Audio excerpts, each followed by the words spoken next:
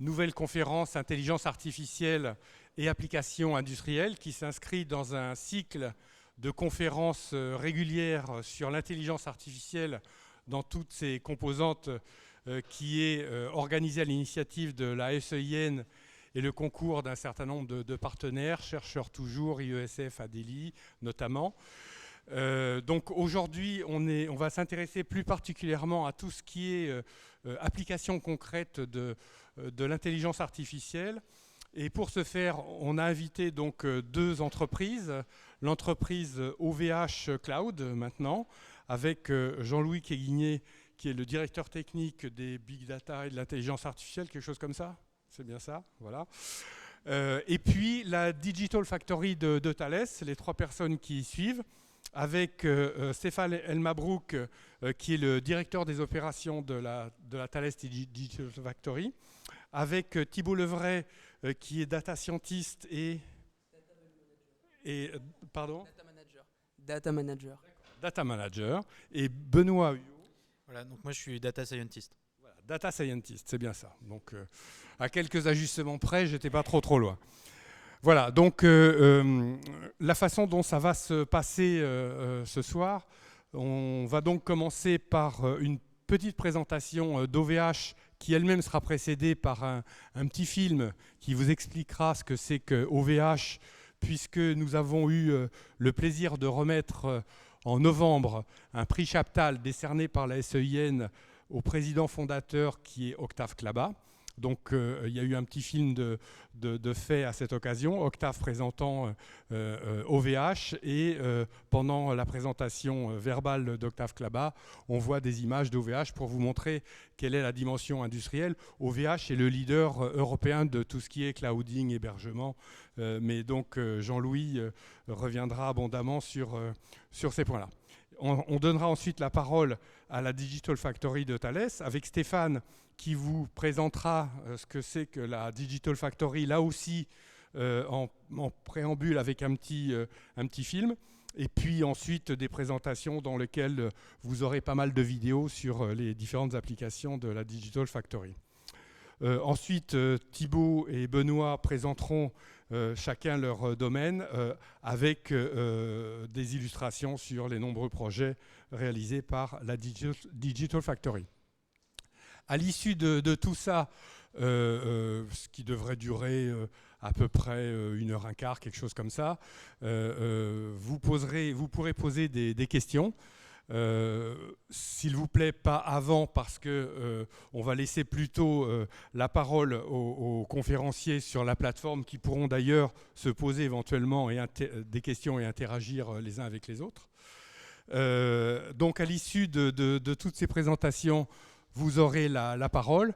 Donc on fera passer des micros dans la salle et les gens qui le souhaitent pourront poser une question. Alors avec une petite discipline qui est que nous souhaitons une seule question par personne de façon à ce que le maximum de gens puissent s'exprimer. Une question courte, pertinente par rapport à ce qui a été présenté, de façon à laisser nos conférenciers répondre à ces questions.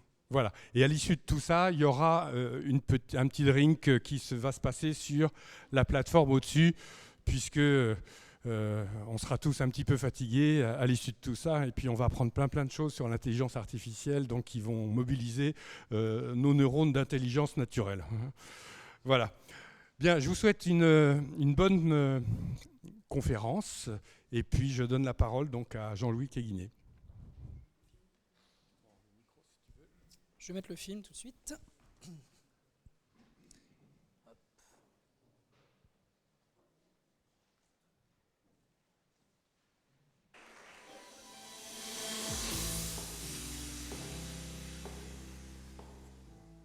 Le parcours d'OVH est particulièrement spectaculaire puisque 20 ans après sa création, OVH est devenu le leader européen dans ces domaines d'hébergement, de clouding, de télécom, avec près de 600 millions d'euros de chiffre d'affaires annuel, ce qui correspond à 20% de croissance.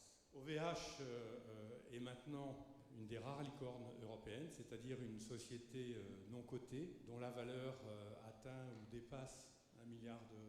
Et OVH vient de changer de raison sociale puisque maintenant il s'agit de OVH Cloud, ce qui traduit l'implication croissante dans le domaine du clouding.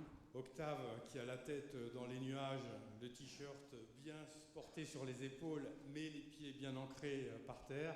On peut être confiant dans la poursuite de l'aventure. Pour les prix, je suis très fier de le recevoir, surtout que c'est un prix qui était créé par Napoléon. Je suis né en Pologne, communiste. Et dans mes manuels d'histoire, à l'époque, en fait, quand j'étais gamin, en fait, on parlait de Napoléon comme l'espoir, au centre de l'espoir, parce que la Pologne en 1795 a disparu et on regardait les Polonais et regardaient Napoléon comme le moyen de se rapproprier le territoire polonais. En 1999, quand j'ai fini mes études, j'ai créé OVH. 20 ans plus tard, on est 2200, on fait, comme tu as dit, un petit chiffre d'affaires et puis surtout, on porte en fait le numérique et les numériques plus largement en Europe. Nos concurrents sont des plus grosses boîtes du monde, Amazon, Google, Microsoft, Alibaba. Et donc nous, en Europe, en fait, on n'a pas de concurrents, on est les seuls Européens à se battre face à ces géants et on porte avec nous cet espoir-là, en fait. L'espoir, en fait, de souveraineté numérique européenne à travers la création d'un écosystème des entreprises européennes, pas seulement, qui ont envie de collaborer ensemble, qui ont envie de créer des nouveautés dans le numérique et donc de porter, en fait, cette vision numérique que normalement l'Europe doit porter.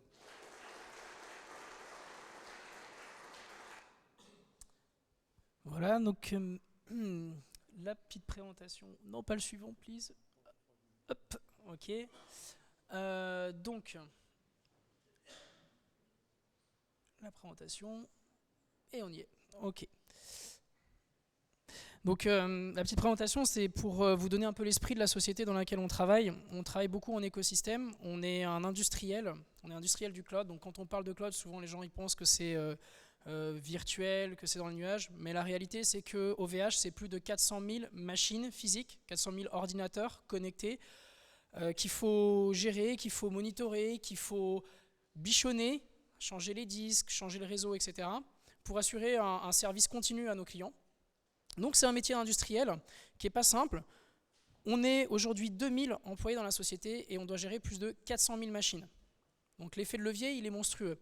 Et donc, on va regarder un petit peu dans cette présentation en quoi l'intelligence artificielle peut permettre d'activer ces leviers humains, d'avoir cet effet de levier entre 2000 personnes pour gérer 400 000 machines. Donc, je me présente, Jean-Luc Eguiner, je suis directeur technique pour la partie base de données, big data, machine learning, intelligence artificielle, tous ces buzzwords. Il manque juste blockchain à la fin pour être monsieur buzzword. C'est pour ça que j'ai créé un podcast qui s'appelle Data Buzzword et j'essaie de démystifier ça avec plusieurs sociétés que j'invite, etc. en entrevue pour démystifier l'intelligence artificielle et tout ce qui se passe autour de la donnée aujourd'hui. Au-delà des buzzwords, qu'est-ce qu'on va voir? Alors, juste un petit point, ouais. Excuse-moi de t'interrompre Jean-Louis. Je dois dire que Jean-Louis est un garçon très brillant, bien que très jeune, qui est arrivé en trottinette et ce qui montre bien effectivement la jeunesse qui caractérise les acteurs de l'intelligence artificielle. Voilà, on a été très très surpris de le voir arriver avec sa trottinette dans la salle. Voilà. Donc, la réalité, c'est que j'avais peur des grèves. Mais donc la réalité, qu'est-ce que c'est? En fait, la donnée, ce qu'il faut comprendre, c'est que la donnée, elle a un cycle de vie. Okay, c'est un organisme vivant, la donnée au sein d'une entreprise. Et elle va avoir globalement 4 étapes. Elle va avoir la collection de la donnée, la collecte à travers des formulaires, à travers des systèmes industriels. Ensuite, il va falloir la stocker. C'est ce qu'on parle souvent de base de données, de système de gestion de données. Ensuite, on va l'utiliser, cette donnée, pour ce à quoi elle est destinée. D'accord ? L'usage primaire de la donnée. Donc, par exemple, vous identifiez sur un système de mail, récupérez vos mails. Ça, c'est l'usage primaire de la donnée. Okay, et il y a quelques années, il y a quelque chose qui est arrivé qui s'appelait le big data. Alors il y a plein de mots autour du big data, mais en réalité, qu'est-ce que ça veut dire? C'est que je prends la donnée et je dérive son usage primaire. Par exemple, vos mails, c'est ce qui se passe avec certains acteurs, ils vont scanner vos mails pour définir, par exemple, vos appétences à certains produits. Okay, ça, c'est un exemple. Il y a d'autres fois, on va prendre, par exemple, les systèmes opérationnels de gestion de la production, on va dériver la gestion de la production pour faire, par exemple, ce qu'on appelle un forecast, une prévision de vente. Ça n'a rien à voir avec le système de production en tant que tel, mais on a dérivé la donnée à un usage secondaire. C'est ça en fait le big data. On a croisé des données qui à la base n'étaient pas faites pour se rencontrer. Et ensuite, ce qui est arrivé, c'est tout ce qu'on appelle machine learning, deep learning, intelligence artificielle, tout ça. En fait, qu'est-ce que c'est? C'est ce que j'appelle la valorisation de la donnée. Okay, donc on a fait un usage secondaire et on la valorise, ça veut dire qu'on fait rentrer de l'argent, par exemple, ou on en fait rester dans le portefeuille. Donc au-delà des buzzwords, des mots-clés qu'on entend, globalement ce qu'il faut comprendre, vous avez un système informatique. Okay, un système informatique, ça peut être une banque, ça peut être un magasin, ça peut être ce que vous voulez. Et les systèmes informatiques, ils ont évolué avec le temps et ils ont eu différents niveaux de maturité, ils ont évolué dans ce qu'on appelle des silos. Par exemple, vous avez le mobile qui est arrivé dans les banques, vous avez le web qui est arrivé, mais les caisses, elles existaient avant, les caisses avec le guichet en face. Et qu'il faut se rendre compte, c'est que ces systèmes, ils ont évolué en parallèle et ils ont commencé à créer des silos. Le big data, il est arrivé là pour casser ces silos. Ça, c'est la première étape de maturité dans une entreprise qui sait gérer sa donnée, c'est de casser les silos entre les différents systèmes. Le deuxième niveau de maturité, c'est de dire, une fois que j'ai cassé mes silos, je vais pouvoir voir ce qui se passe dans mon entreprise. Okay, donc on décrit le fonctionnement de l'entreprise. Ça paraît simple de le dire comme ça, mais je vous promets que ça c'est un des plus gros challenges pour une entreprise, c'est de décrire ce qui se passe avec des chiffres dans votre quotidien.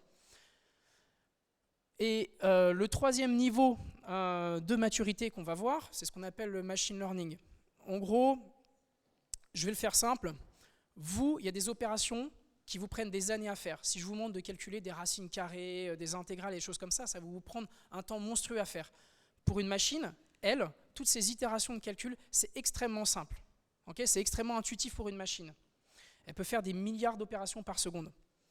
Puis il y a un truc qui est arrivé dernièrement, puis c'est ça qui a généré la révolution de l'intelligence artificielle dont on entend parler dans les journaux, c'est le deep learning.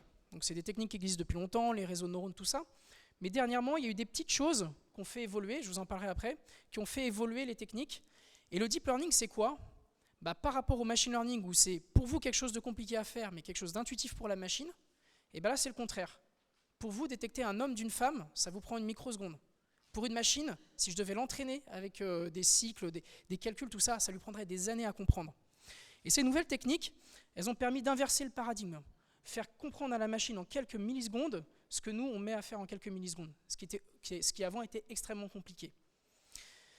Donc je résume, machine learning, très complexe pour l'humain, très facile pour la machine. Deep learning, c'est résoudre des problèmes qui sont très faciles pour l'humain, mais très complexes pour la machine. Et c'est ça qui s'est débloqué il y a quelques années, et c'est ça la révolution de l'intelligence artificielle qui amène les voitures autonomes, puisque les voitures peuvent voir, peuvent entendre, et faire toutes ces choses qui pour nous paraissent intuitives. Tout ça, ça ne peut pas exister s'il n'y a pas un élément qui est central à ces stratégies, c'est l'humain, ce qu'on appelle les experts. Sans experts, vous n'avez rien. Okay, et je vais revenir un petit peu là-dessus. Et c'est cette combinaison de tous ces facteurs, des données, des méthodes de calcul, nouvelles ou anciennes, qui va amener toutes ces révolutions de l'intelligence artificielle. Alors je vais vous demander de retenir ça. Le long de la présentation, je vais avoir un fil rouge, c'est cette idée complètement folle que j'ai essayé d'amener il y a 3 ans chez OVH, 2 ans et demi quand je suis arrivé. C'est un projet de machine learning d'intelligence artificielle. Normalement, ça prend à peu près 6 mois. Il y en a pour 2-3 personnes de boulot. Et j'ai dit, j'en ai marre de ça, je veux un projet, ça prend une personne en une semaine. Il y a tellement de choses, d'opportunités à faire que ça ne doit pas prendre plus qu'une semaine. Vous gardez ça en fil rouge et puis on va voir comment cette idée complètement folle, elle peut éventuellement être un petit peu moins folle au bout de quelques années. Donc je reviens un petit peu sur l'intelligence artificielle, puis je vais vous faire un parallèle avec l'industrie, puisqu'on parle d'industrie aujourd'hui. Je vais prendre un avion. Okay, l'avion, ça simule un avion, un oiseau, pardon. Donc un oiseau, il vole avec des ailes. On a essayé de reproduire la même chose en tant qu'humain en faisant les avions. On a fait des ailes, il y a un corps central, il y a une dérive et tout ça. Et quand on fabrique un avion, on essaye d'imiter les oiseaux, on a besoin de 4 éléments. On a besoin des plans, des process de l'industrie, donc de l'ingénierie en amont. On a besoin de matériel, des tonnes d'acier, des tonnes d'aluminium, du titane et tout ça. On a besoin d'outils et de robotisation ultra avancés pour faire de la découpe laser au millimètre, au micromètre. Et puis on va avoir besoin d'une expertise. N'importe qui a des plans ne peut pas construire un avion. N'importe qui a des tonnes d'acier ne peut pas construire un avion. J'ai les plans, j'ai les tonnes d'acier, j'ai pas les outils, je ne peux pas construire un avion. Je vous fais simple, vous prenez n'importe lequel de ces items et vous ne prenez pas vous ne prenez pas la totalité de ces items, vous ne pouvez pas construire d'avion. C'est ça qui fait que vous avez Airbus qui est leader mondial. C'est ces 4 combinaisons-là. Je vous fais la même chose en intelligence artificielle et je vais mettre le parallèle. Les réseaux de neurones, qu'on dit réseaux de neurones, en fait, on a essayé d'imiter le cerveau humain. C'est une imitation. On est d'accord que les oiseaux, les avions ne battent pas des ailes. Ben, ça va être la même chose. Le cerveau n'est pas exactement reproduit dans les réseaux de neurones. C'est le même parallèle. Mais on s'inspire de ça. Et l'équivalent des plans pour l'intelligence artificielle, ce sont les réseaux de neurones, les papiers qui sont publiés, les architectures. Les tonnes d'acier, l'équivalent, ce sont les pétabits de données, la quantité astronomique de données qui a été générée grâce au big data. Les outils spécialisés, les robots spécialisés, c'est ce qu'on va appeler les GPU, les TPU, les FPGA, tous ces moteurs de calcul qui permettent d'accélérer les calculs spécifiquement pour les réseaux de neurones. Et puis l'expertise, ce sont les data scientists, les business analysts, mais surtout les gens qui sont à l'intérieur de la société et qui connaissent les processus du métier. N'importe quel data scientist ne peut pas arriver dans une société, par exemple dans une banque, et de leur dire quoi faire. Il faut qu'on ait le banquier en face pour comprendre le métier et ensuite implémenter cette intelligence, ou essayer de la reproduire. Alors des cas d'usage, il y en a plein, mais moi je vais vous en présenter quelques-uns qu'on a mis en place très rapidement, je ne vous présente pas la totalité. Un des sujets principaux, c'est la détection de la fraude. Il y a des gens qui veulent rentrer, qui veulent essayer de frauder à droite à gauche. Ce qu'il faut comprendre, c'est que c'est le jeu du chat et de la souris. Et si on utilise les méthodes plus traditionnelles, le problème c'est que la souris elle passe son temps à courir, le chat il calcule ce qu'il vient de voir, il se dit tiens ce serait peut-être bien que je passe par là. Ok, il met 3 mois à planifier où est-ce qu'il va, il commence à courir, la souris elle est partie dans l'autre sens et son mode de calcul il ne fonctionne plus. C'est ça qui se passe avec la fraude. Donc on a besoin de systèmes intelligents qui ne sont pas en permanence en train d'évaluer le chemin pour atteindre, mais qui au fur et à mesure suivent la souris et apprennent en même temps que la souris. C'est le jeu du chat et de la souris. C'est ça que nous permet de faire l'intelligence artificielle et qu'on ne pouvait pas faire avant. Et ça économise des milliers, des centaines de milliers d'euros ou des millions d'euros. Les graphes, je ne vous présente pas le détail. Un autre sujet, je vous ai parlé des 400 000 serveurs. Les 400 000 serveurs, comme je vous ai dit, je ne peux pas les monitorer. Je ne peux pas regarder la totalité, un par un, ce n'est pas possible. Et chaque serveur, il a une température de disque, une température de processeur, je vous passe la totalité des mesures. Je ne peux pas regarder tous les graphes et voir lequel part en surtempérature et le dire attention, il va casser, il faut absolument l'arrêter. Ce n'est pas possible. Donc on passe d'un mode descriptif, où je vois bien les graphes qui me montrent qu'il y a des surconsommations d'électricité, des surchauffes, mais je ne peux pas les regarder la totalité, ce n'est pas possible. Un mode, vous vous souvenez, de descriptif, je deviens prescriptif. C'est-à-dire que je ne vais pas dire ce qui se passe, je vais dire attention, ça chauffe. Il faudra peut-être que tu ailles voir là-bas, il y a probablement un problème qui est en train d'arriver. Et ça, on l'a déployé sur tous nos serveurs, tous nos data centers, et ça fait des milliers d'euros, des centaines de milliers d'euros d'économie. Ça améliore l'expérience client, parce qu'on s'occupe des machines avant qu'elles soient malades. Okay, et la deuxième chose, c'est que ça évite la casse matérielle. Okay, donc ça coûte peu en termes d'ingénierie, mais ça rapporte énormément pour le métier. Et c'est cet effet de levier qu'on cherche à chaque fois qu'on fait un projet. Donc un exemple, je ne vais pas rentrer dans le micro-détail, mais on va dire qu'un système qui est à 40 degrés et qui fait 40 degrés dehors, ce n'est pas un problème. Un système qui est à 40 degrés mais qui fait 18 degrés dehors, c'est probablement qu'il y a un problème. Donc vous voyez que pour la même valeur, 40 degrés, je ne vais pas avoir le même mode d'action. Parce que ça varie en fonction du jour, en fonction de la période de la journée, ça varie en fonction de plein de choses. Soit je fais le jeu du chat et de la souris, et j'écris toutes ces règles, et toujours je suis en retard par rapport à l'activité, soit je fais un système intelligent qui suit la souris et qui essaye d'être au plus proche de ce qui se passe. Et c'est exactement ce qu'on fait. Et donc là, au lieu d'avoir 400 000 graphiques, je lui dis, attention, il y a potentiellement un problème dans cette salle-là, dans ce serveur-là, et la criticité, c'est numéro 2. Et l'opérateur, au lieu de prendre du temps à regarder tous les graphes, lui, il regarde juste sa liste d'actions et il va effectuer ce pourquoi il est bon, c'est-à-dire faire les opérations de maintenance. Je passe un petit peu sur l'analyse de ce qu'on appelle VoIP, donc c'est la téléphonie, mais globalement, c'est exactement la même chose. On va chercher des problèmes dans les lignes, la mauvaise qualité dans vos appels téléphoniques, parce qu'on est aussi opérateur téléphonique, et on va essayer d'optimiser tout le trafic de téléphonie pour avoir la meilleure qualité de service pour les clients. Un sujet qui est hyper intéressant, puisqu'on parlait d'industrie, un des gros postes de dépenses de l'industrie, il y a évidemment les humains, on ne cherche pas à compresser ce sujet-là. Par contre, quand vous faites de la grosse industrie, vous avez l'électricité, très gros poste de dépenses. Okay, si je parle par exemple PSA, tous ces gens-là, ils ont des grosses machines qui consomment beaucoup. Il faut savoir que les contrats se négocient en amont avec les gros fournisseurs. Et il est important de prévoir combien on va consommer au fur et à mesure de l'année pour optimiser, on va dire, les demandes auprès du fournisseur d'électricité pour qu'il ajuste au mieux son contrat et que nous aussi, on ait le contrat le plus intéressant financièrement. Ça, c'est des choses qui n'étaient pas possibles avant. parce que les données elles étaient silotées dans différents systèmes, dans différents lieux. On a cassé ces silos, on a fait passer à travers des algorithmes, et là on est capable de prévoir, on ajuste ça par rapport à la croissance, par rapport au type de serveur, etc. Et j'arrive à avoir une idée de combien je vais consommer dans les 12 prochains mois. Et là je peux renégocier mon contrat. Et je sais que je suis au plus juste, et je sais que ça sera bien, que je n'aurai pas de problème, et surtout je sais que je vais économiser énormément, et c'est bon aussi pour la planète, ça évite de surcommissionner des systèmes d'électricité pour le fournisseur. Ah, ça a bugué. Ah, pardon, c'est le Wi-Fi. Hop. Non. Hop là. Ça va être bon? Il est plus content. C'est pas grave, on y va. Ok.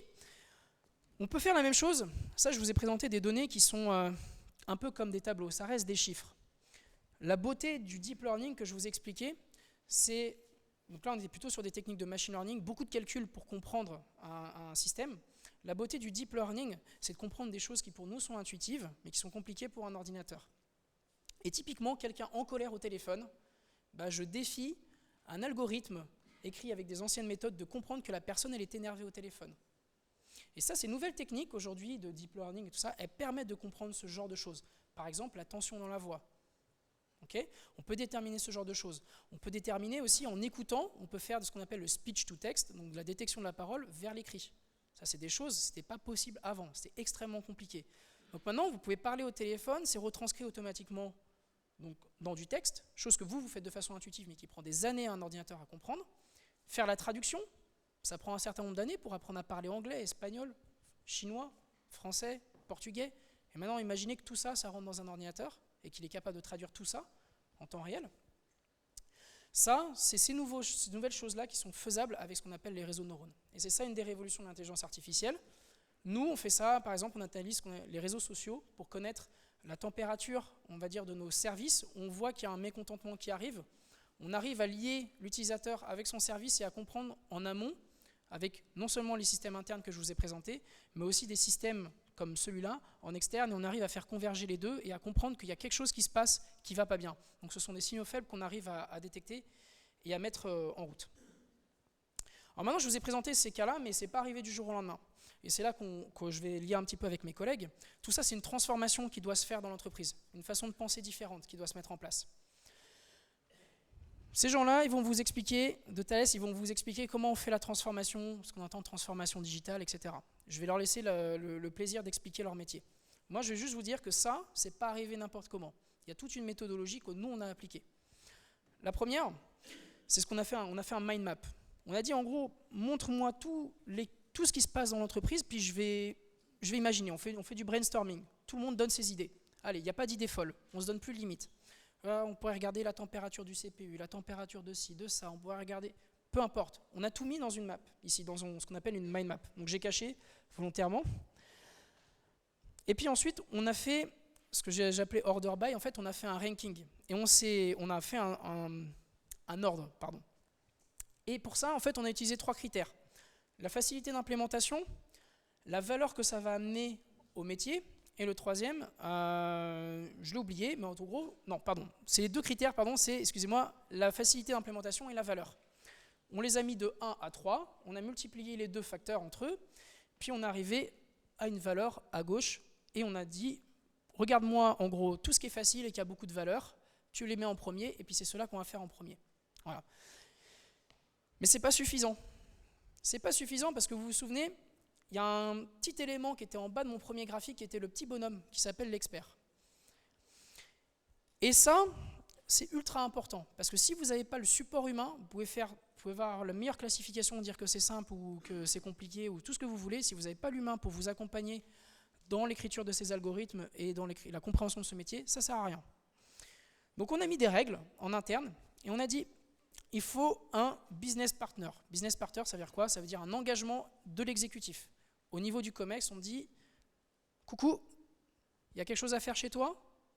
Est-ce que tu es OK pour me donner du support ?» La personne, elle s'engage oui ou non. Ce qui va me permettre d'aller chercher des ressources chez lui, temporairement, de me dégager du temps pour que je comprenne ce qui se passe dans la tête de ces experts. Très, très important. Donc, je veux savoir qui est responsable. Ah, j'ai encore un bug, c'est encore le Wi-Fi, pardon. Deuxième élément, ce que je vais regarder, c'est la disponibilité de la donnée. Vous vous souvenez sur mon graphe, la donnée, elle est juste essentielle, c'est la base. Vous vous souvenez les 4 éléments que je vous avais dit? Vous avez besoin de l'acier, vous avez besoin des machines. Ça, c'est pas, enfin, les machines, c'est pas un problème. L'acier, c'est les données. Si je n'ai pas les données, je ne peux rien faire. Donc, je vais regarder qu'il y a bien les données. Ils vous en parleront. C'est ce qu'on appelle le data management. Je vais définir les critères de succès. Ça veut dire à partir de quel moment tu considères que ce qu'on est en train de faire pour toi est acceptable, est un succès. C'est extrêmement important parce que si vous ne faites pas ça, vous vous embourbez dans un seul projet et vous ne pouvez plus continuer à faire de l'innovation. Donc il faut déterminer les conditions de sortie. À partir de quel moment vous avez un système gagnant. Et enfin, il ne faut pas le faire pour n'importe quoi. Il faut quand même le dire, à la fin, c'est quand même des sous qu'on cherche. Donc ça, c'est ce qu'on dit les KPI. Alors les sous, ça peut être plein de choses. Ça peut être le bien-être des gens au travail, parce qu'une personne qui part, ça coûte de l'argent. Une personne à former, ça coûte de l'argent.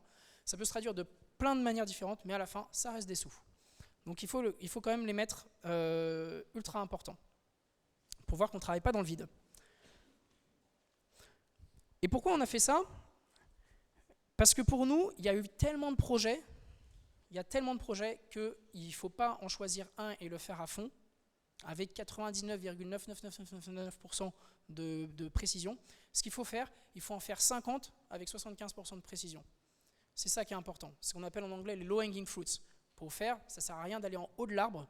Il y en a plein qui sont en bas de l'arbre et qui sont très bons à prendre, même si ce n'est pas les meilleurs. Peut-être qu'en haut, c'est le meilleur, mais avec tous ceux qu'on a autour, on peut nourrir toute une population.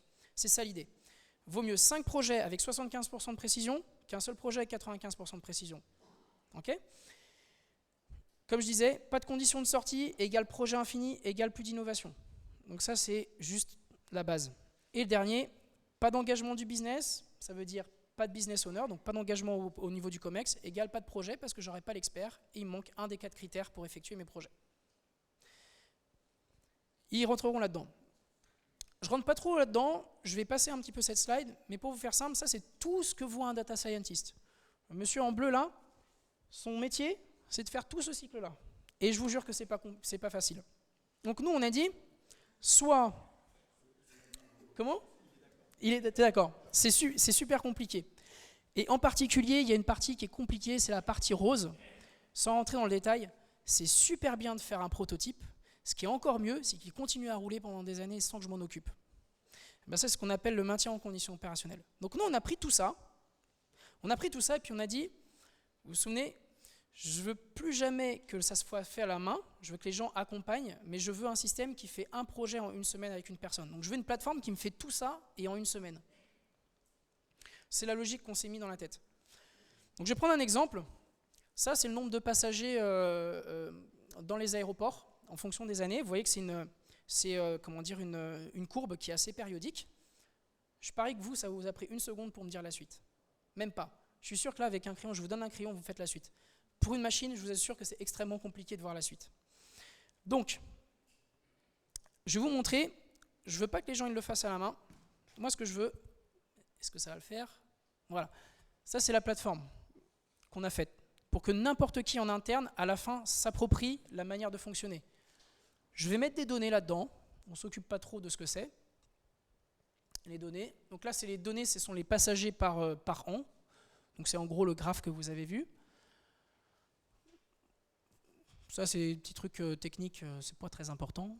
La personne, elle envoie ses données et vous allez voir ce qu'on va faire, c'est qu'on va faire que la machine, elle cherche toute seule les algorithmes qui vont bien. Et en plus de ça, elle va aussi chercher les bons paramètres sur un algorithme. Parce qu'un algorithme, en fait, en gros, je vous le fais simple, c'est entre un crayon et un feutre. Donc, globalement, vous choisissez un crayon ou un feutre. Ensuite, il faut choisir la couleur du feutre ou la couleur du crayon. Et la combinaison des deux, elle n'est pas si simple à trouver. Parce que parfois, un feutre rouge de telle marque, il est mieux qu'un bic rouge de telle autre marque. Donc ce qu'on va faire, c'est qu'on va essayer plein d'itérations, de plein de crayons différents. Et puis on va lui dire la condition pour que ça soit bien, ben, c'est telle variable, tel élément. Et il va chercher tout seul, ce qu'on appelle de l'auto-ML. Donc là, je laisse paramétrer le système. Je fais ce qu'on appelle un forecast de time series, c'est-à-dire que je fais une prédiction d'une série temporelle. Je dis que je veux regarder le nombre de passagers. Je lui dis que globalement, à l'œil nu, je vois que ça a encore planté.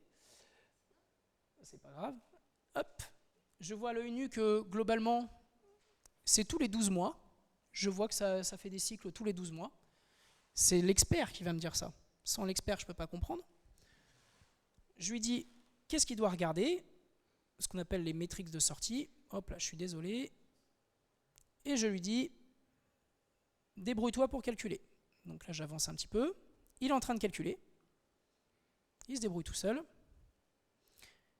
Et là, ce que vous voyez là, c'est tous les algorithmes, les crayons bleus, les feutres rouges, ce que vous voulez qu'il est en train de chercher. Et tout le monde s'est mis d'accord sur qu'est-ce qui était la bonne chose sur laquelle atterrir. Et vous voyez là, au fur et à mesure, les grosses bandes bleues, les grosses bandes vertes partant autour de la ligne bleue. Globalement, il se dit, ah, je suis très loin du résultat. Puis là, il commence à voir que finalement, la bande verte, elle commence à s'approcher de plus en plus du bon résultat. Il apprend, ce qu'on appelle le machine learning. Elle apprend la machine toute seule. Puis au bout d'un moment, elle dit, c'est bon, j'ai trouvé, je suis content avec ça.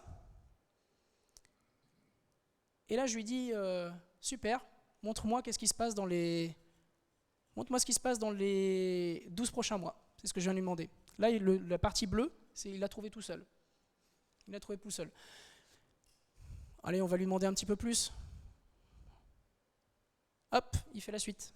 Les 5 prochaines itérations. Il se débrouille tout seul. Donc ça, il y a tout le système pour le maintien en condition opérationnelle. Je vous passe les détails. Ce que je vais vous montrer là-dessus, c'est que vous l'avez vu sur une série temporelle.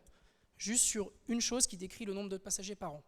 Maintenant, vous le multipliez par 400 000 serveurs, cette série temporelle, puis vous le multipliez par entre 5 et 10 séries temporelles par serveur.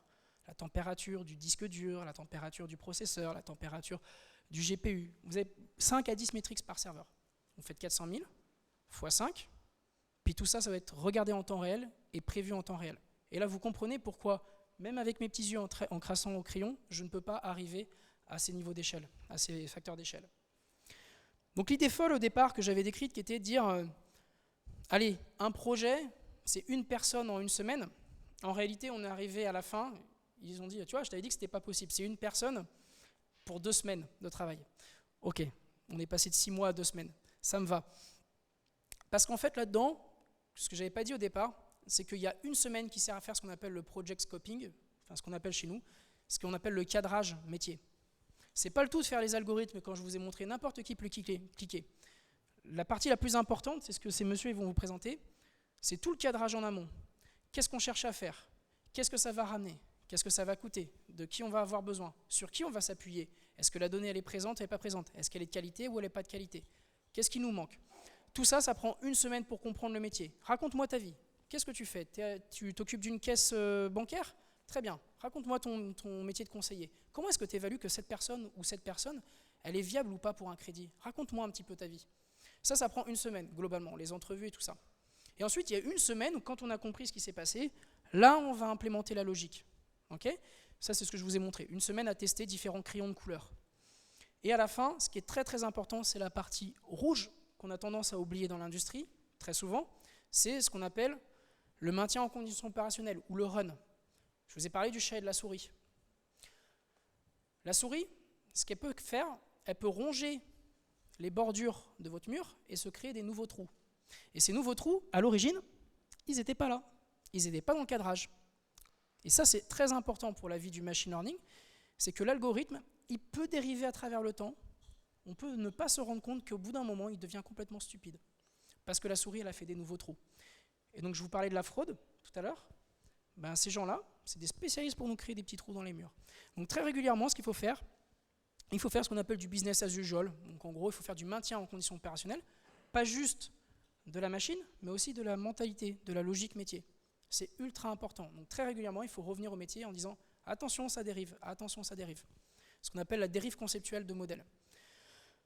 C'est souvent oublié, et pourtant c'est la partie la plus importante, parce que sinon on finit toujours avec des systèmes débiles. Et je vous promets qu'une voiture autonome, si elle n'a pas cette partie rose, vous n'avez pas envie d'être dedans dans la voiture. Parce qu'au bout d'un moment, ça va causer des sérieux problèmes. Voilà, j'en ai fini. Si vous avez des questions, je serais heureux de les prendre.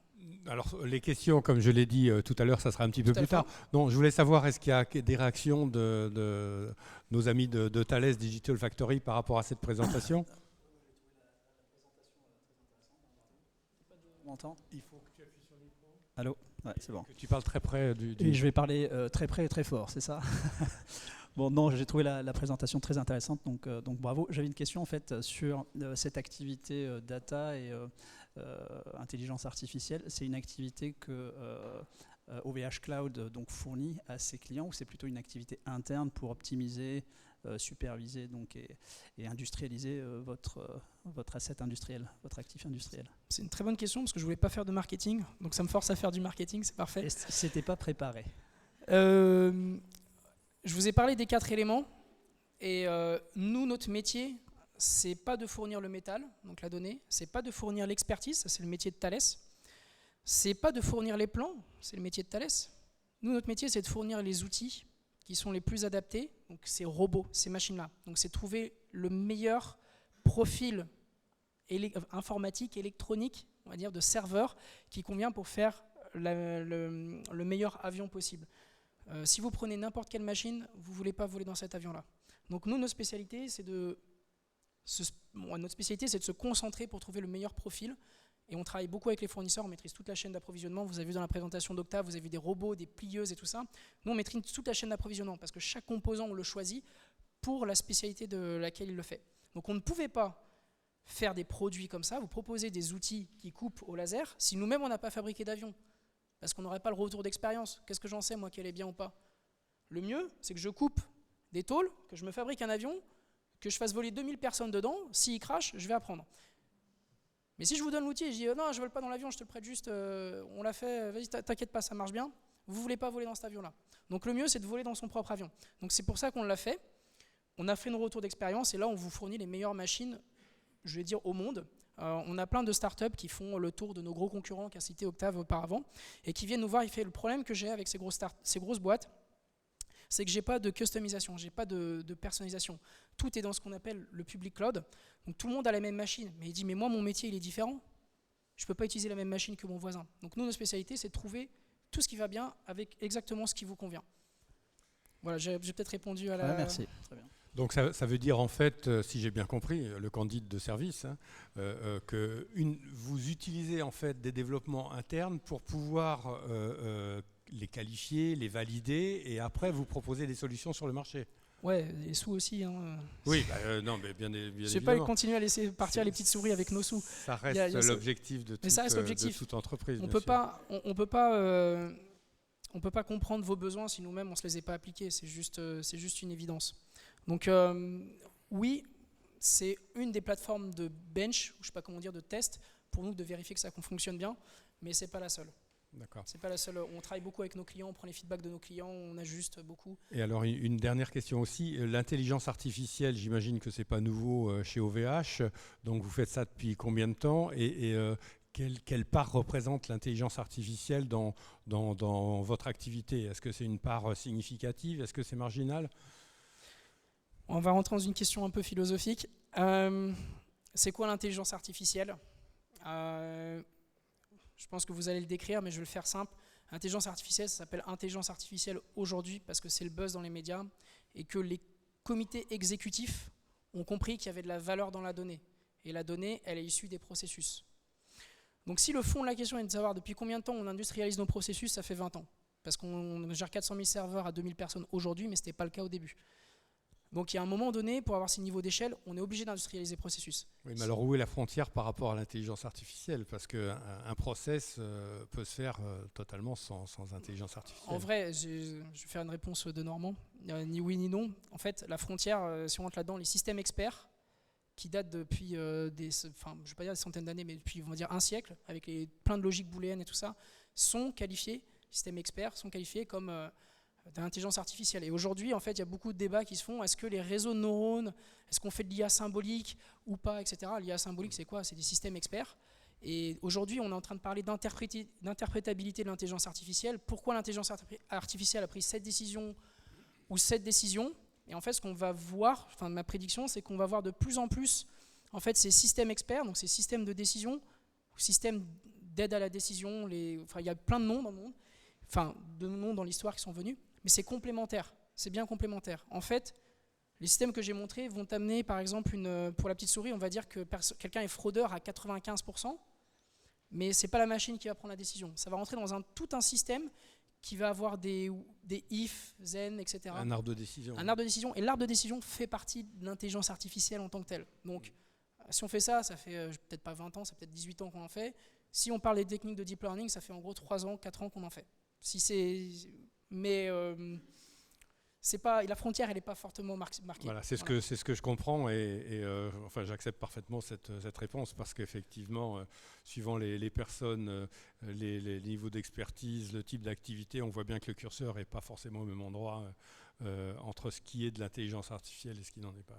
Oui. Ce qu'il faut voir, il faut se dire, vous commencez à faire l'intelligence artificielle à partir du moment où votre comité exécutif a compris que la valeur, elle est dans la donnée, et en particulier, elle est dans le croisement des données qui n'étaient pas faites pour se croiser, et que je peux en tirer quelque chose si je suis un peu malin.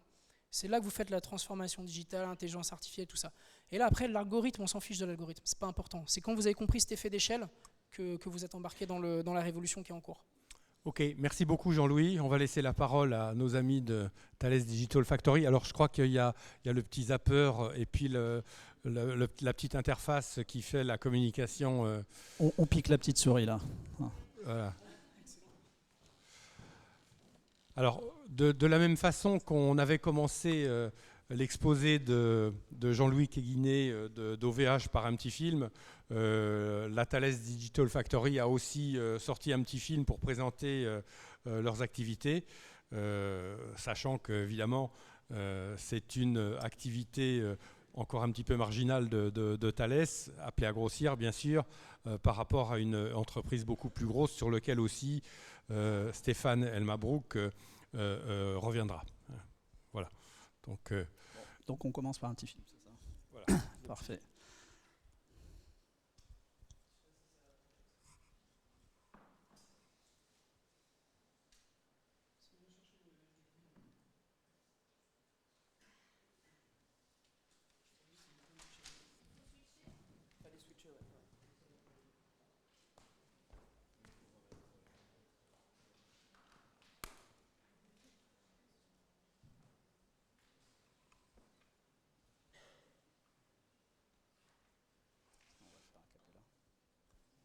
Voilà, avec tous ces brillants experts d'intelligence artificielle, on arrive à faire fonctionner un film.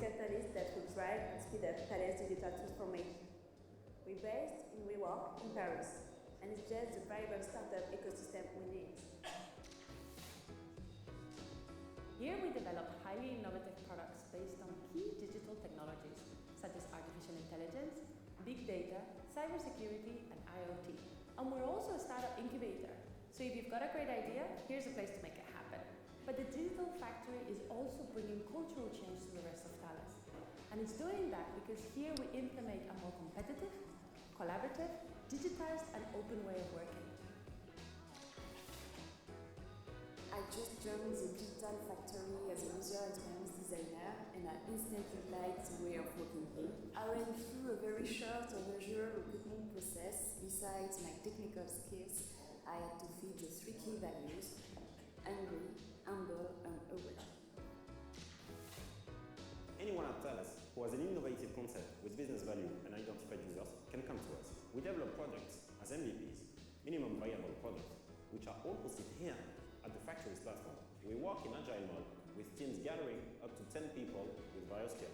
We do continuous testing with our users, and even after the project has been transferred back to its initial business line, we keep on supporting it to help it grow.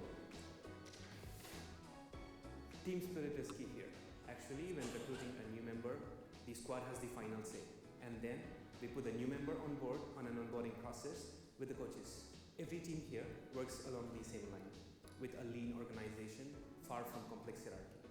We make decisions based upon data rather than opinion. We care about Thales customers, but with a user-centric approach. We truly believe that this combination of engineering excellence and cultural change will lead to a successful digital transformation of Thales worldwide.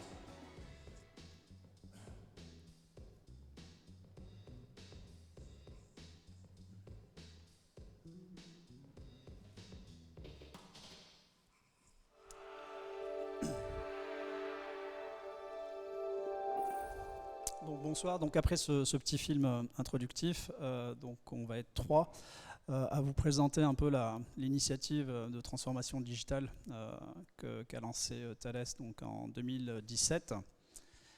Et ensuite avec des cas d'emploi, donc des cas d'usage autour de la data et de l'intelligence artificielle que présenteront Thibaut et Benoît. Donc pour commencer, avant de rentrer dans l'histoire de la Digital Factory, donc Thales, je pense un certain nombre d'entre vous connaissent, donc c'est environ 80 000 employés, 19 milliards de revenus et 1 milliard d'investissements en ce qu'on appelle SFRD, donc de la recherche et développement, donc autofinancé. Et sur cette partie-là, donc on investit dans la transformation digitale environ 150 millions d'euros. Nous travaillons, donc nous, la Digital Factory, travaillons pour l'ensemble des entités du groupe, et le groupe étant assez diversifié, donc on a des activités dans l'aérospace, donc tous les systèmes de contrôle de trafic aérien, les systèmes de radar, donc à bord d'un avion, dans le cockpit, les systèmes d'entertainment, donc de divertissement à bord. Dans le spatial, dans le spatial, donc c'est tout ce qui est satellite de télécommunication, satellite d'observation. Dans le transport, ce sont des équipements de signalisation et donc de contrôle de trafic à la fois sur les métros donc, et les trains. Dans la défense, bien entendu, notre activité de défense représente environ 40% des activités, donc des sonars pour des sous-marins, des radars de surface sur des frégates ou des systèmes électroniques donc pour les Rafales.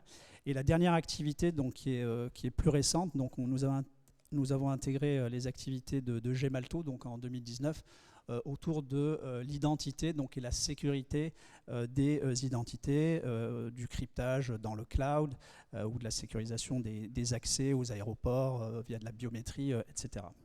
Donc ça c'est un peu l'ensemble des activités. Et la Digital Factory dans tout ça, donc c'est environ 250 personnes aujourd'hui, donc créée en 2017 et qui se veut être l'accélérateur de cette transformation numérique du groupe. Donc concrètement, ce sont des équipes qui sélectionnent des projets et qui les développent de manière itérative, agile, en utilisant un certain nombre d'ingrédients que je vais citer. Et ensuite, notre objectif, c'est d'être un peu le catalyseur de cette transformation et donc de propager ce que nous faisons au reste du groupe. Donc on travaille comment concrètement? Nous travaillons donc avec l'ensemble des BL, donc les business lines. Ce que j'ai présenté tout à l'heure au niveau de Thales, ce sont les Global Business Units, et chaque Global Business Unit est composé de 5 à 6 business lines. Donc ce sont vraiment les activités, les lignes de produits qui composent chacune des business lines. Donc nous travaillons pour ces business lines.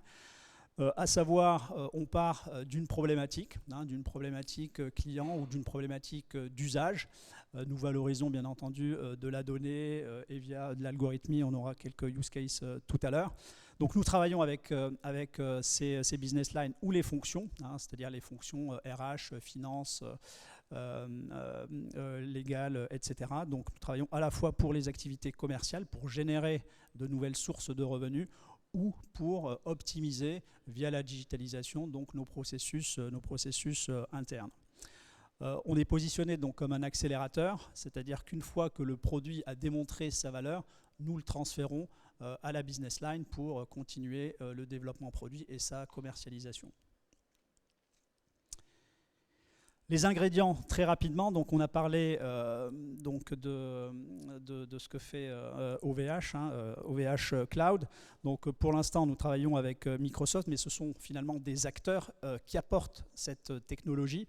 Notre objectif n'est pas de réinventer l'eau chaude, et plutôt de se focaliser sur la dimension métier, sur la dimension valorisation de la data, de la donnée. Alors ce que permet de s'appuyer sur des acteurs comme OVH Cloud ou Microsoft, donc ces acteurs qui investissent des dizaines de millions, voire des milliards tous les ans sur leurs infrastructures industrielles. Donc ça permet d'accélérer finalement les cycles de développement. Historiquement, quand on travaillait entre guillemets sur des infrastructures qu'on approvisionnait à la demande, les temps de cycle étaient de 6 semaines à 3 mois pour commencer finalement à développer nos produits. Aujourd'hui, avec ces capacités qui sont disponibles, dès J+2, une équipe commence à développer du code, donc à créer de la valeur à travers le produit. Donc l'accélération des cycles. Et le deuxième sujet, c'est finalement la transformation des modèles business. Traditionnellement, on investissait donc sur des infrastructures, donc c'était gourmand en termes d'investissement CAPEX. Aujourd'hui, grâce donc à des capacités de cloud qui sont finalement louées à l'usage, donc on paye une location finalement en fonction de notre consommation et en fonction de l'usage.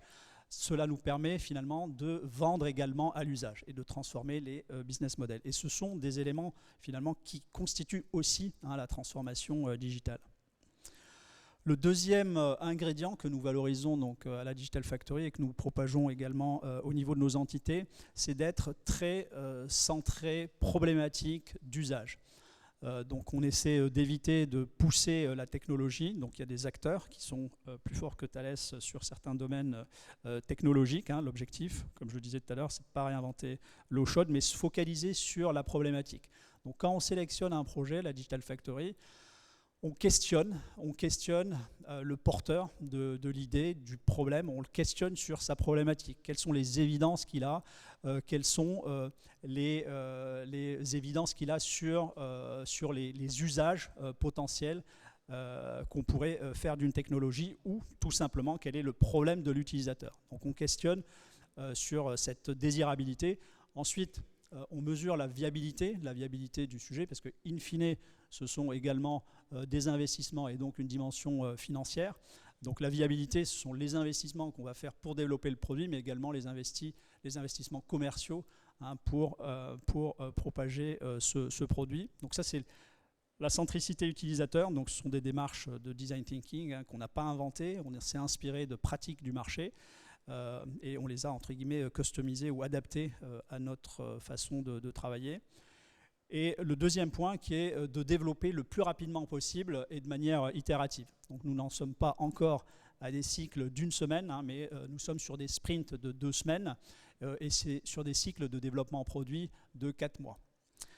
Et de manière itérative, donc nous testons les hypothèses. Est-ce que les hypothèses que nous souhaitons démontrer le sont? Si elles le sont, nous continuons le développement du produit. Si elles ne le sont pas, nous pivotons ou nous arrêtons. Il nous est arrivé d'arrêter quelques développements de MVP. Et le troisième ingrédient, et qui est le plus important, et vous l'avez probablement remarqué dans la vidéo, ce sont nos ressources, les people, qui représentent finalement la valeur. Donc nous avons créé cette Digital Factory donc, sur un espace de coworking, vous l'avez observé je pense à travers la vidéo, et nous y diffusons et nous implémentons finalement une culture digitale pour ensuite propager au sein de notre grand groupe qui est Thales. Nous valorisons ce qu'on appelle le manifeste digital, donc c'est-à-dire donner de l'autonomie aux équipes versus les contrôler, baser nos décisions sur de la data par opposition aux opinions, être dans une démarche apprenante, test and learn over plan, collaboration, centré utilisateur, donc nous sommes centrés sur l'utilisateur et non pas le client.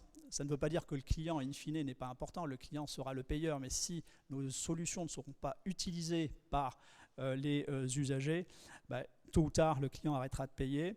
Et nous ne blâmons pas l'erreur, nous la, entre guillemets, tolérons à partir du moment où l'équipe apprend de son échec. Sur les processus de recrutement, on s'est inspiré d'un bouquin de Lancioni qui décrit l'idéal team player. Donc hungry, humble, aware, c'était, je pense que vous l'avez remarqué aussi au niveau de la vidéo. C'est simplement pour dire que nous recrutons des personnes qui ont un certain dynamisme et qui ne s'arrêtent pas au premier obstacle, qui sont humbles dans le domaine de la technologie qui évolue tous les 2 ans à minima, voire plus maintenant.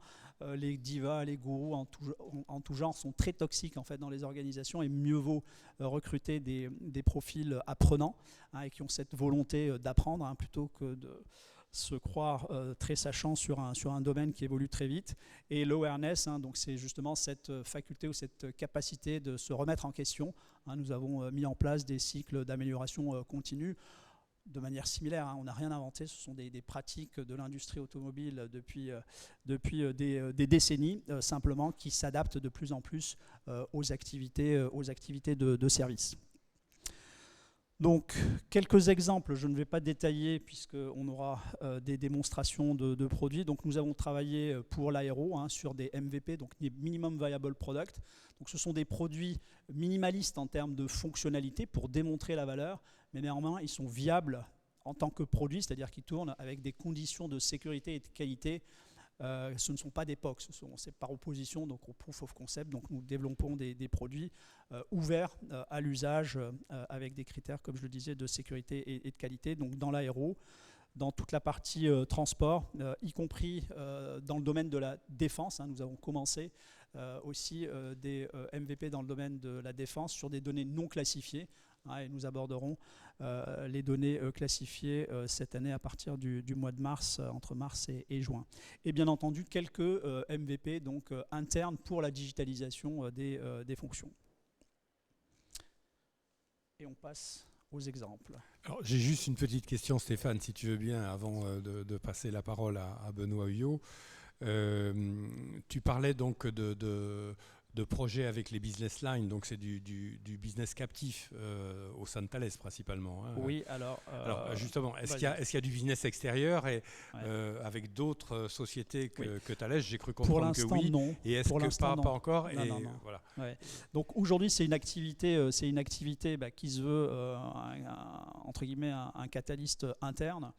On n'a pas engagé, même si on engage en fait, on engage des travaux avec donc, des utilisateurs bien entendu et des clients, mais ça reste à travers nos activités business line. Donc ce n'est pas une structure de PNL, c'est un centre de coûts qui est cofinancé par les business lines et le corporate.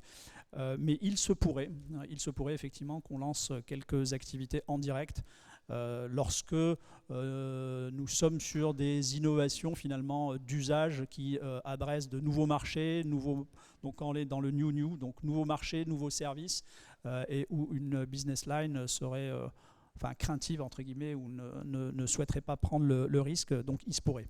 On va commencer probablement cette année quelques explorations.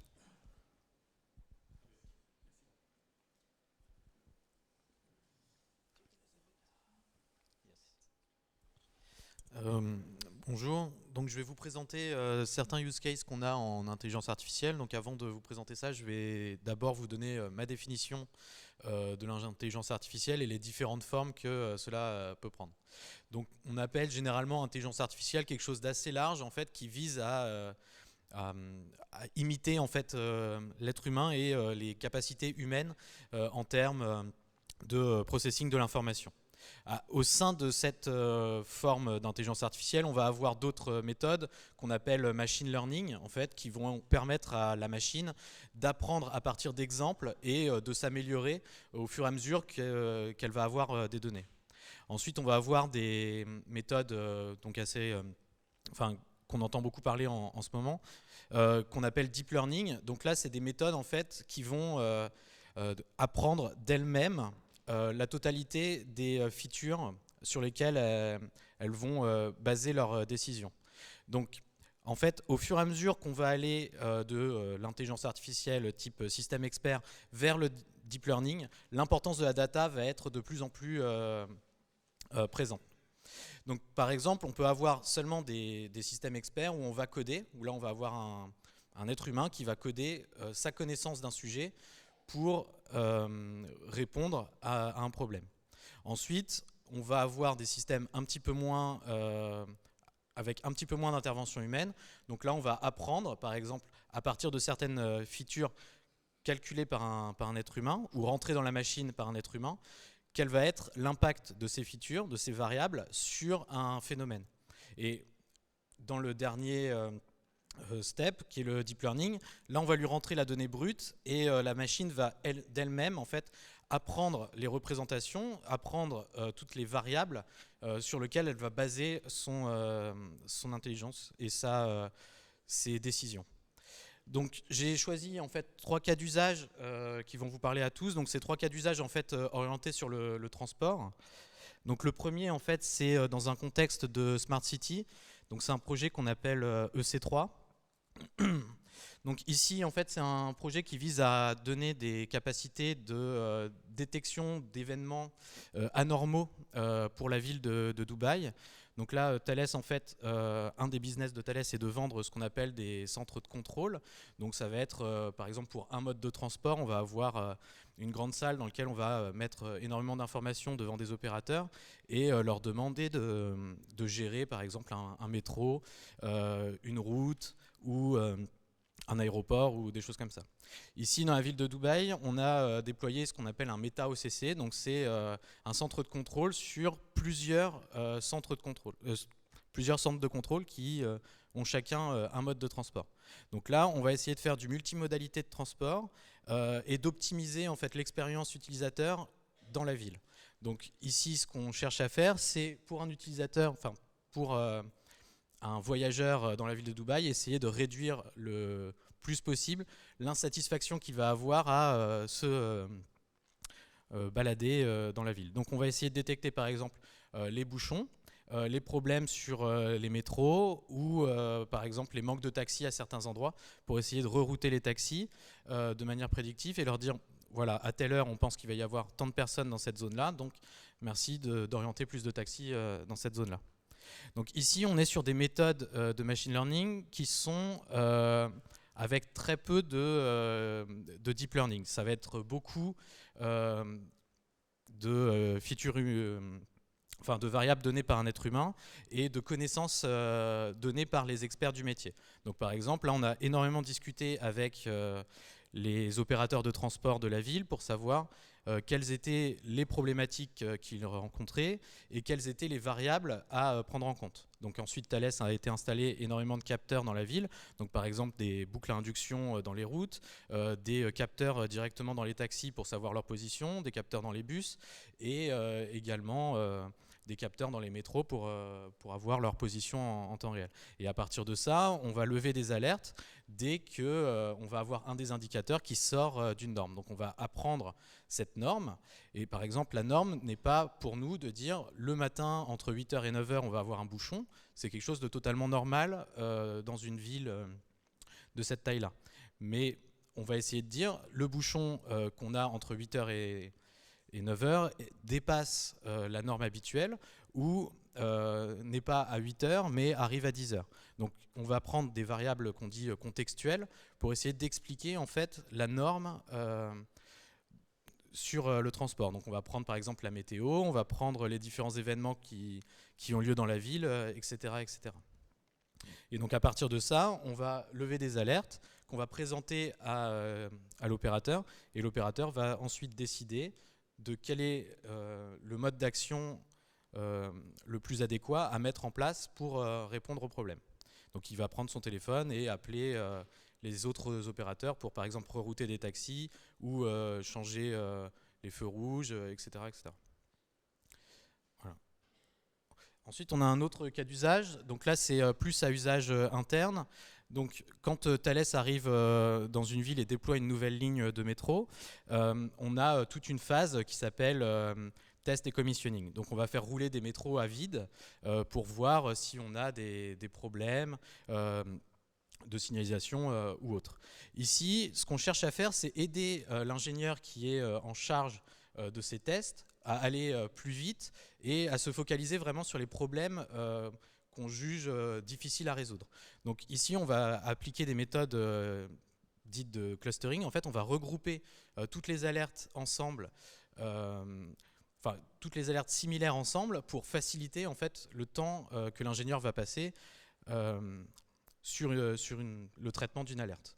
Donc en lui disant toutes ces alertes-là sont de la même catégorie, l'ingénieur va pouvoir catégoriser d'un seul coup, sans alerte, et passer à la suivante et se focaliser vraiment sur les alertes d'importance. Donc là, c'est un produit qu'on a industrialisé et qui maintenant est utilisé par tous les les ingénieurs de la phase test et commissioning. Et ensuite, donc, le dernier produit qui est en cours de déploiement, donc là, vise à l'intérieur d'un métro à estimer en fait la densité de population qu'on a dans le métro pour, par exemple, aider l'opérateur en fait, à optimiser certaines choses. Donc ici, quand on a une baisse de densité dans le métro, on va par exemple réduire la climatisation pour économiser de l'énergie, ou alors quand on a une augmentation forte de la densité, essayer de jouer sur ce qu'on appelle la timetable, donc essayer de rajouter des métros dans le planning pour faire réduire en fait la densité de population dans le métro et un peu améliorer la qualité de voyage des différents voyageurs. Voilà. Non, ça ne marche pas pendant les grèves. Voilà. Donc maintenant, je vais laisser parler Thibaut sur qu'est-ce qui nous permet en fait d'arriver à ça. Non, c'est assez impressionnant. Ok, super. Merci Benoît. Alors, Thibaut Levray, maintenant la dernière partie de cette présentation, ça va être de prendre un peu plus de hauteur sur le caractère applicatif de l'intelligence artificielle.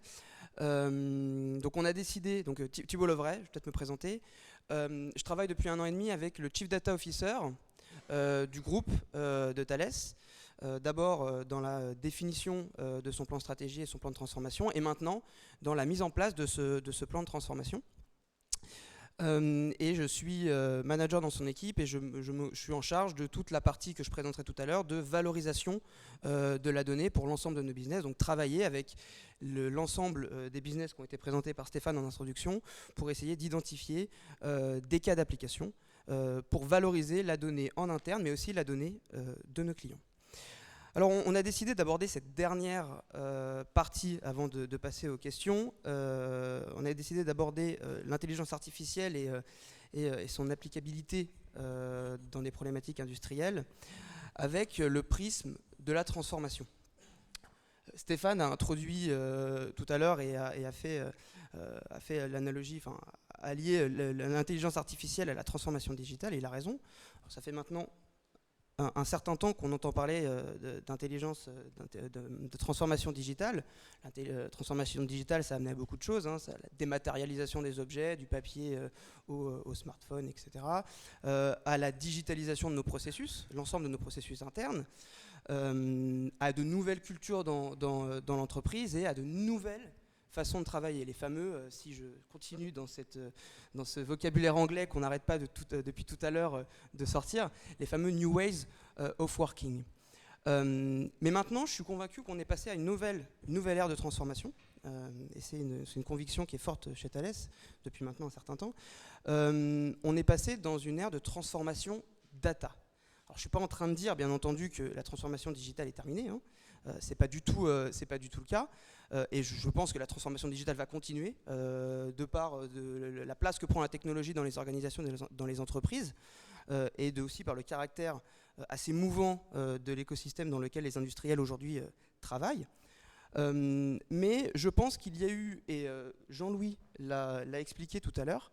Alors l'avantage de passer en dernier, c'est que je vais en fait résumer tout ce que mes collègues et mes camarades ont dit, et du coup ça va être, je vais répéter, mais je pense que quand on répète, on comprend mieux. Du coup, je disais qu'effectivement il y a eu des évolutions ces dernières années, 3 grandes évolutions qui ont permis de passer du coup dans ce côté de transformation data.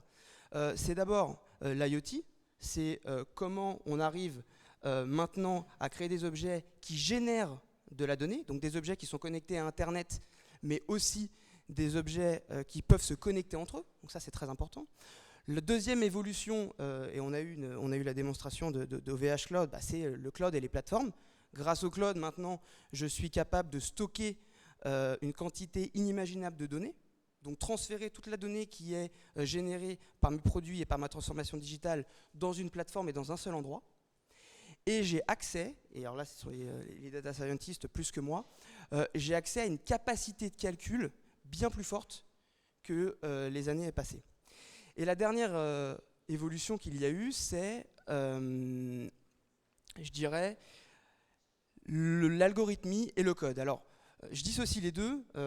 L'algorithmie, c'est d'être capable maintenant d'avoir des algorithmes très puissants, de pouvoir descendre dans l'apprentissage profond, le deep learning, et d'avoir cette capacité de calcul très forte. Et je dissocie ça au code pour la simple et bonne raison qu'en fait aujourd'hui il y a une communauté très importante au niveau international de data scientists, et nos data scientists ont la possibilité d'avoir des bouts d'algorithmes, des codes dans des bibliothèques sur le net. Et ça c'est génial parce que ça va faciliter la mise en application de l'intelligence artificielle, parce qu'on va passer dans des cycles qui pouvaient être plus longs, des cycles de recherche, R&T, à des cycles un peu plus courts de tests, d'expérimentation et d'exploration, comme Jean-Louis l'expliquait en entrée. Donc toutes ces évolutions-là ont amené aujourd'hui à la révolution de la data, on en entend parler partout, et à la transformation de la data qu'il faut paralléliser à la transformation digitale dans les entreprises, et c'est ce qu'on fait aujourd'hui chez Thales. Donc voilà en termes d'introduction rapide le terme, pourquoi je voulais aborder ce soir la transformation data. Donc je vais maintenant expliquer en quelques slides, 5, essayer d'être très bref, ce qu'est la transformation data chez Thales, pourquoi on l'a fait. Alors avant toute chose, l'intelligence artificielle chez Thales, ça existe depuis maintenant longtemps, hein, on en fait depuis un certain temps. Je pense même que je n'étais pas forcément né, ou alors je venais de naître quand les premiers les cas applicatifs ou les recherches autour de l'intelligence artificielle je faisais chez Thales. Mais il est nécessaire de se transformer d'un point de vue global, dans l'écosystème et dans l'environnement qu'est Thales. Donc je vais vous expliquer un petit peu au jour le jour ce qu'on fait, comment on travaille autour de la donnée avec Benoît et Stéphane, et à la hauteur du possible, rendre les choses les plus claires. J'aime bien utiliser l'analogie de l'iceberg pour parler de la transformation data. Donc c'est une analogie hyper classique, vous pouvez la voir sur internet, lorsque vous tapez transformation data, vous trouvez Google Images, l'iceberg. Mais je l'aime bien pourquoi parce que c'est ce qu'il y a de plus simple pour une entreprise aujourd'hui, pour les industriels, de mettre en avant les produits qui font de l'intelligence artificielle. C'est simple de les mettre en avant, je ne dis pas que c'est simple de les produire. C'est ce haut de l'iceberg. C'est la création de valeur par l'intelligence artificielle et par nos produits. C'est réfléchir à des stratégies data, expérimenter, etc. Donc c'est assurer par l'intermédiaire la création de nouveaux produits, d'amélioration de produits existants, mais aussi par des gains d'efficacité, une efficacité opérationnelle meilleure grâce à l'intelligence artificielle.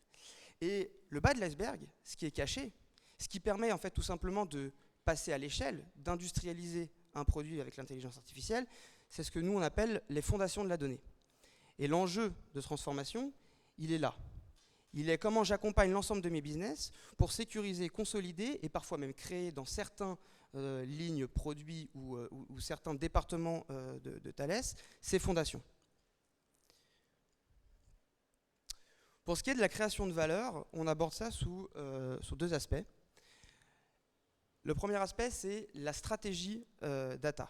Donc une stratégie de données, comme c'est écrit sur le slide, ça définit en fait la façon dont une entreprise va arriver à des objectifs qui sont des objectifs business par l'utilisation stratégique de ces ressources de la donnée. Donc ça passe par l'identification de cas d'usage, mais ça passe d'abord par une évaluation de la maturité de mon département, de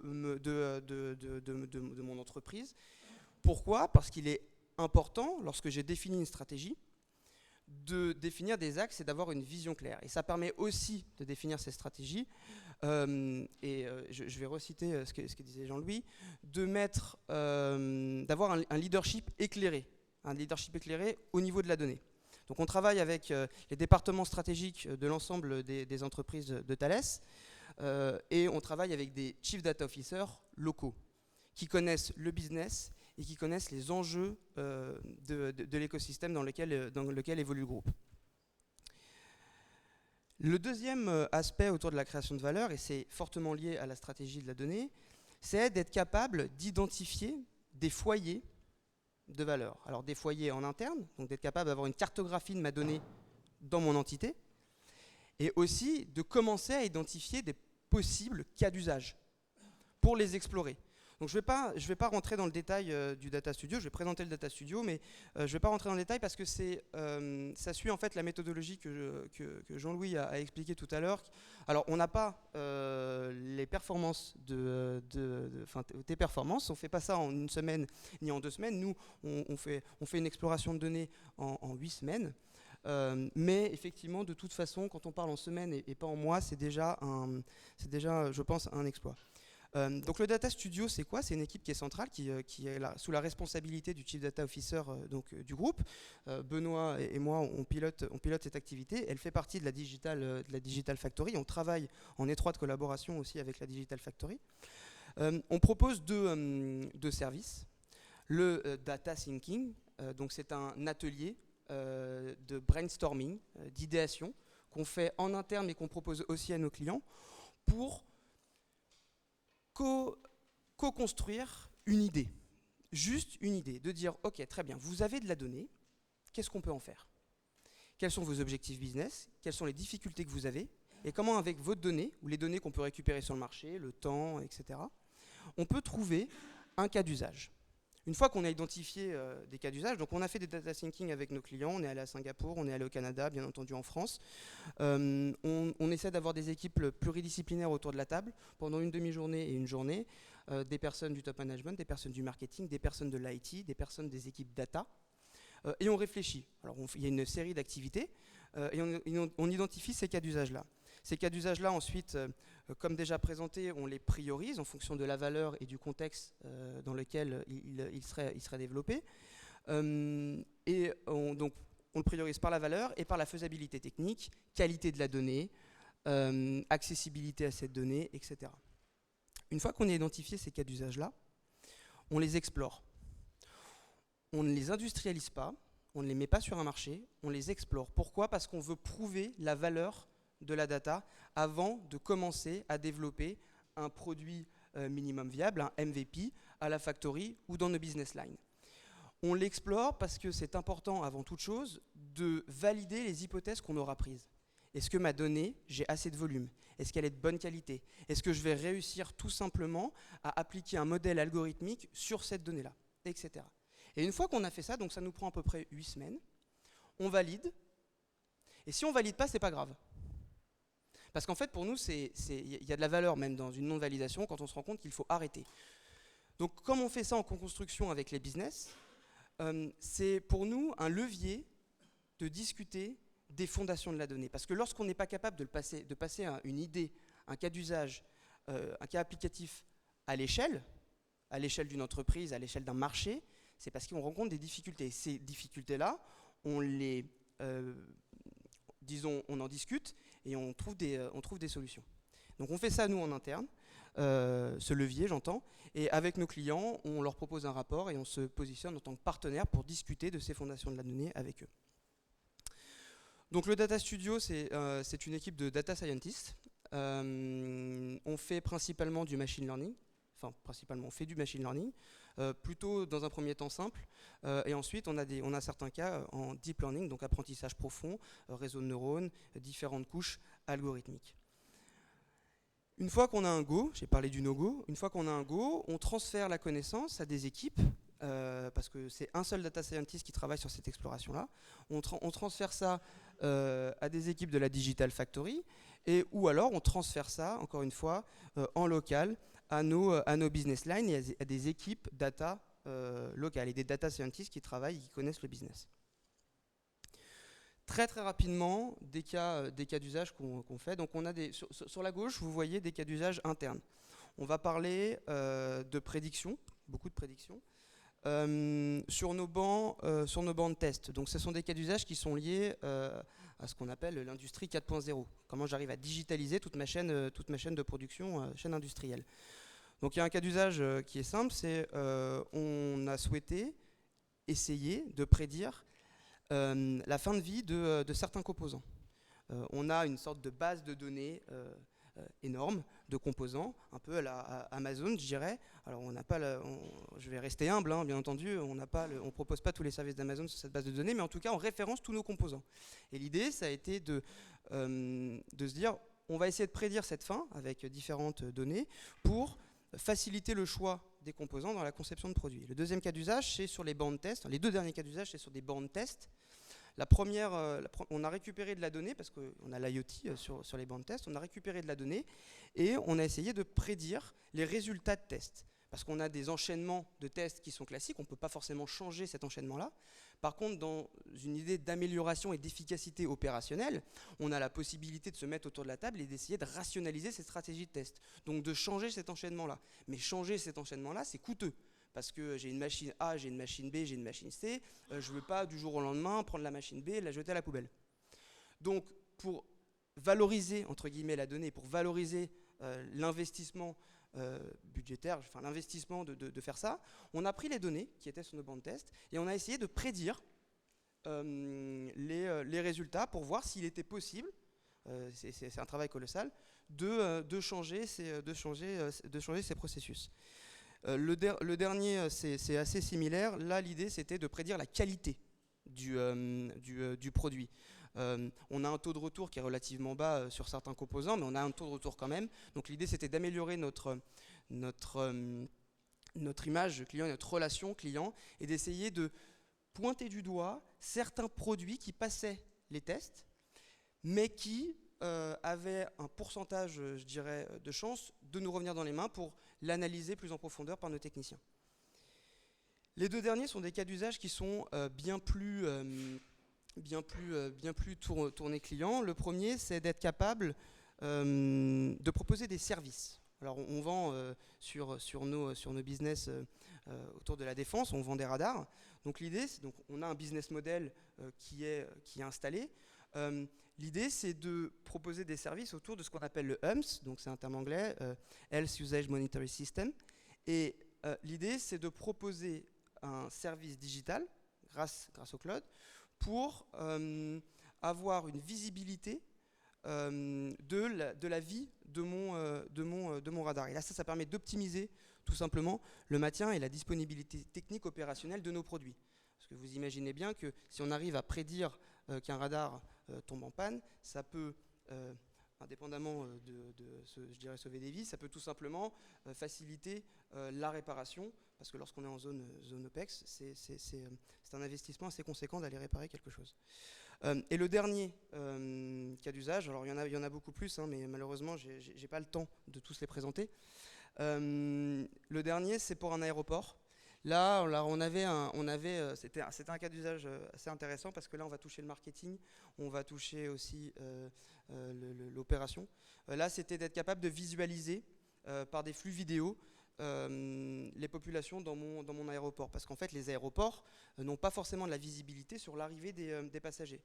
À peu près 60% des aéroports aujourd'hui, les aéroports ont 60% de l'information. Et ce sont les compagnies qui gardent cette information et qui ne la partagent pas forcément aux aéroports. Donc d'être capable de prédire un peu ces mouvements de foule et d'être capable d'avoir ce qu'on appelle les heatmaps, donc la couleur ici, ça permet peut-être de réallouer mes techniciens, ça permet d'ouvrir certaines portes de sécurité, ça permet aussi de mettre un corner et là de générer de l'argent avec un corner marketing, etc. Donc ça, ce sont des choses qu'on explore, qu'on travaille et que lorsqu'on a la donnée, lorsqu'on a cette qualité de données, ce volume-là, on industrialise. Et du coup, je fais le lien avec les 4 derniers. Je vais faire une minute par sujet. Je vois que l'heure tourne, je vais me dépêcher.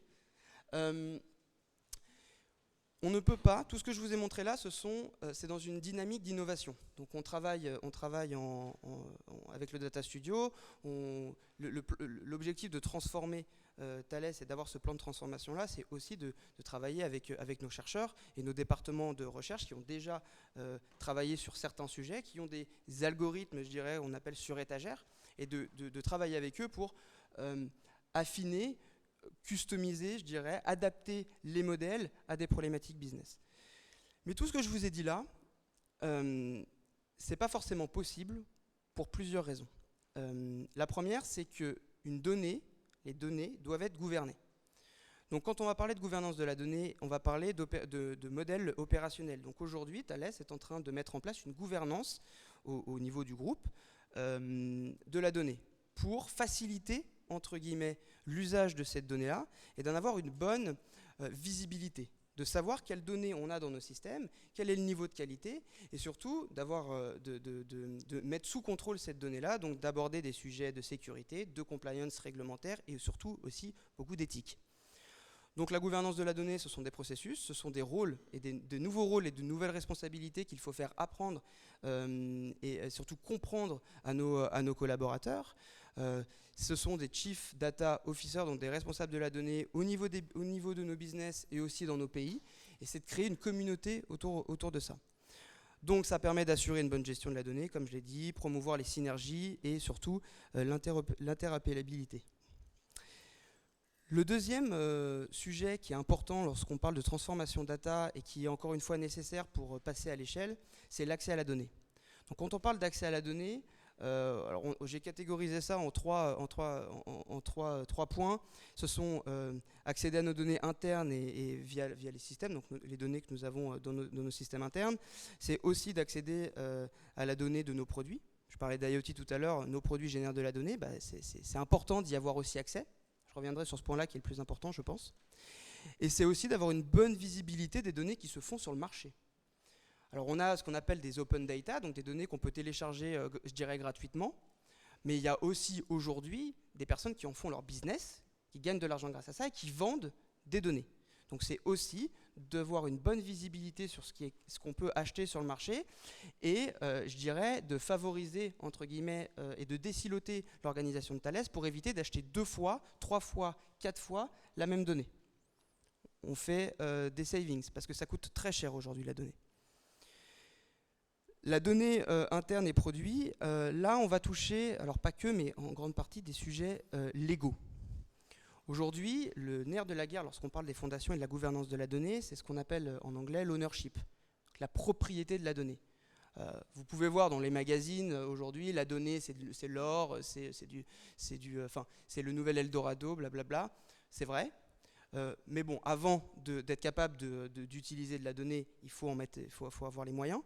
Mais par contre, lorsque nos produits vont et sont vendus, il faut qu'on ait des discussions avec nos clients, pas pour posséder la donnée de nos clients, donc la donnée que génèrent les produits Thales, mais pour au moins en avoir l'accès. Parce qu'en avoir l'accès, c'est tout simplement la possibilité de générer de nouveaux services.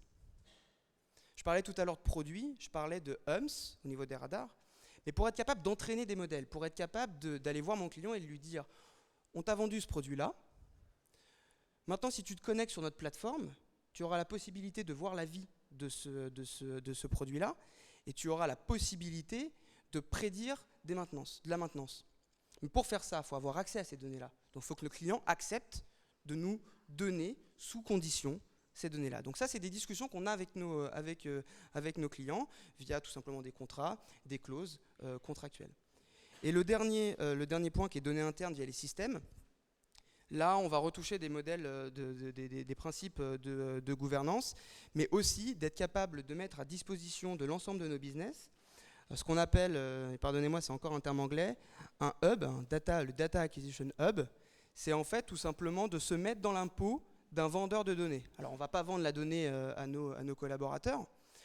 Par contre, on va la mettre à disposition. Et on va essayer, à mesure du raisonnable, on ne va pas parler de données classifiées, bien entendu, mais on va essayer de donner accès à certaines données qui sont dans une région du monde, à une autre région du monde, et faire collaborer les gens. Et je fais le lien avec le troisième sujet, qui est Talent et Communities, lorsque je parle de collaboration. Une transformation, c'est de la conduite du changement.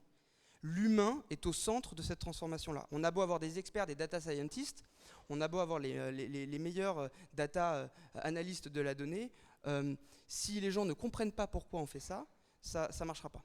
Donc, on crée des communautés de data scientists, on fait parler les data scientists entre eux. C'est important aussi de comprendre, bah tiens, j'ai fait ce modèle-là, t'en penses quoi, etc. C'est comme ça qu'on avance.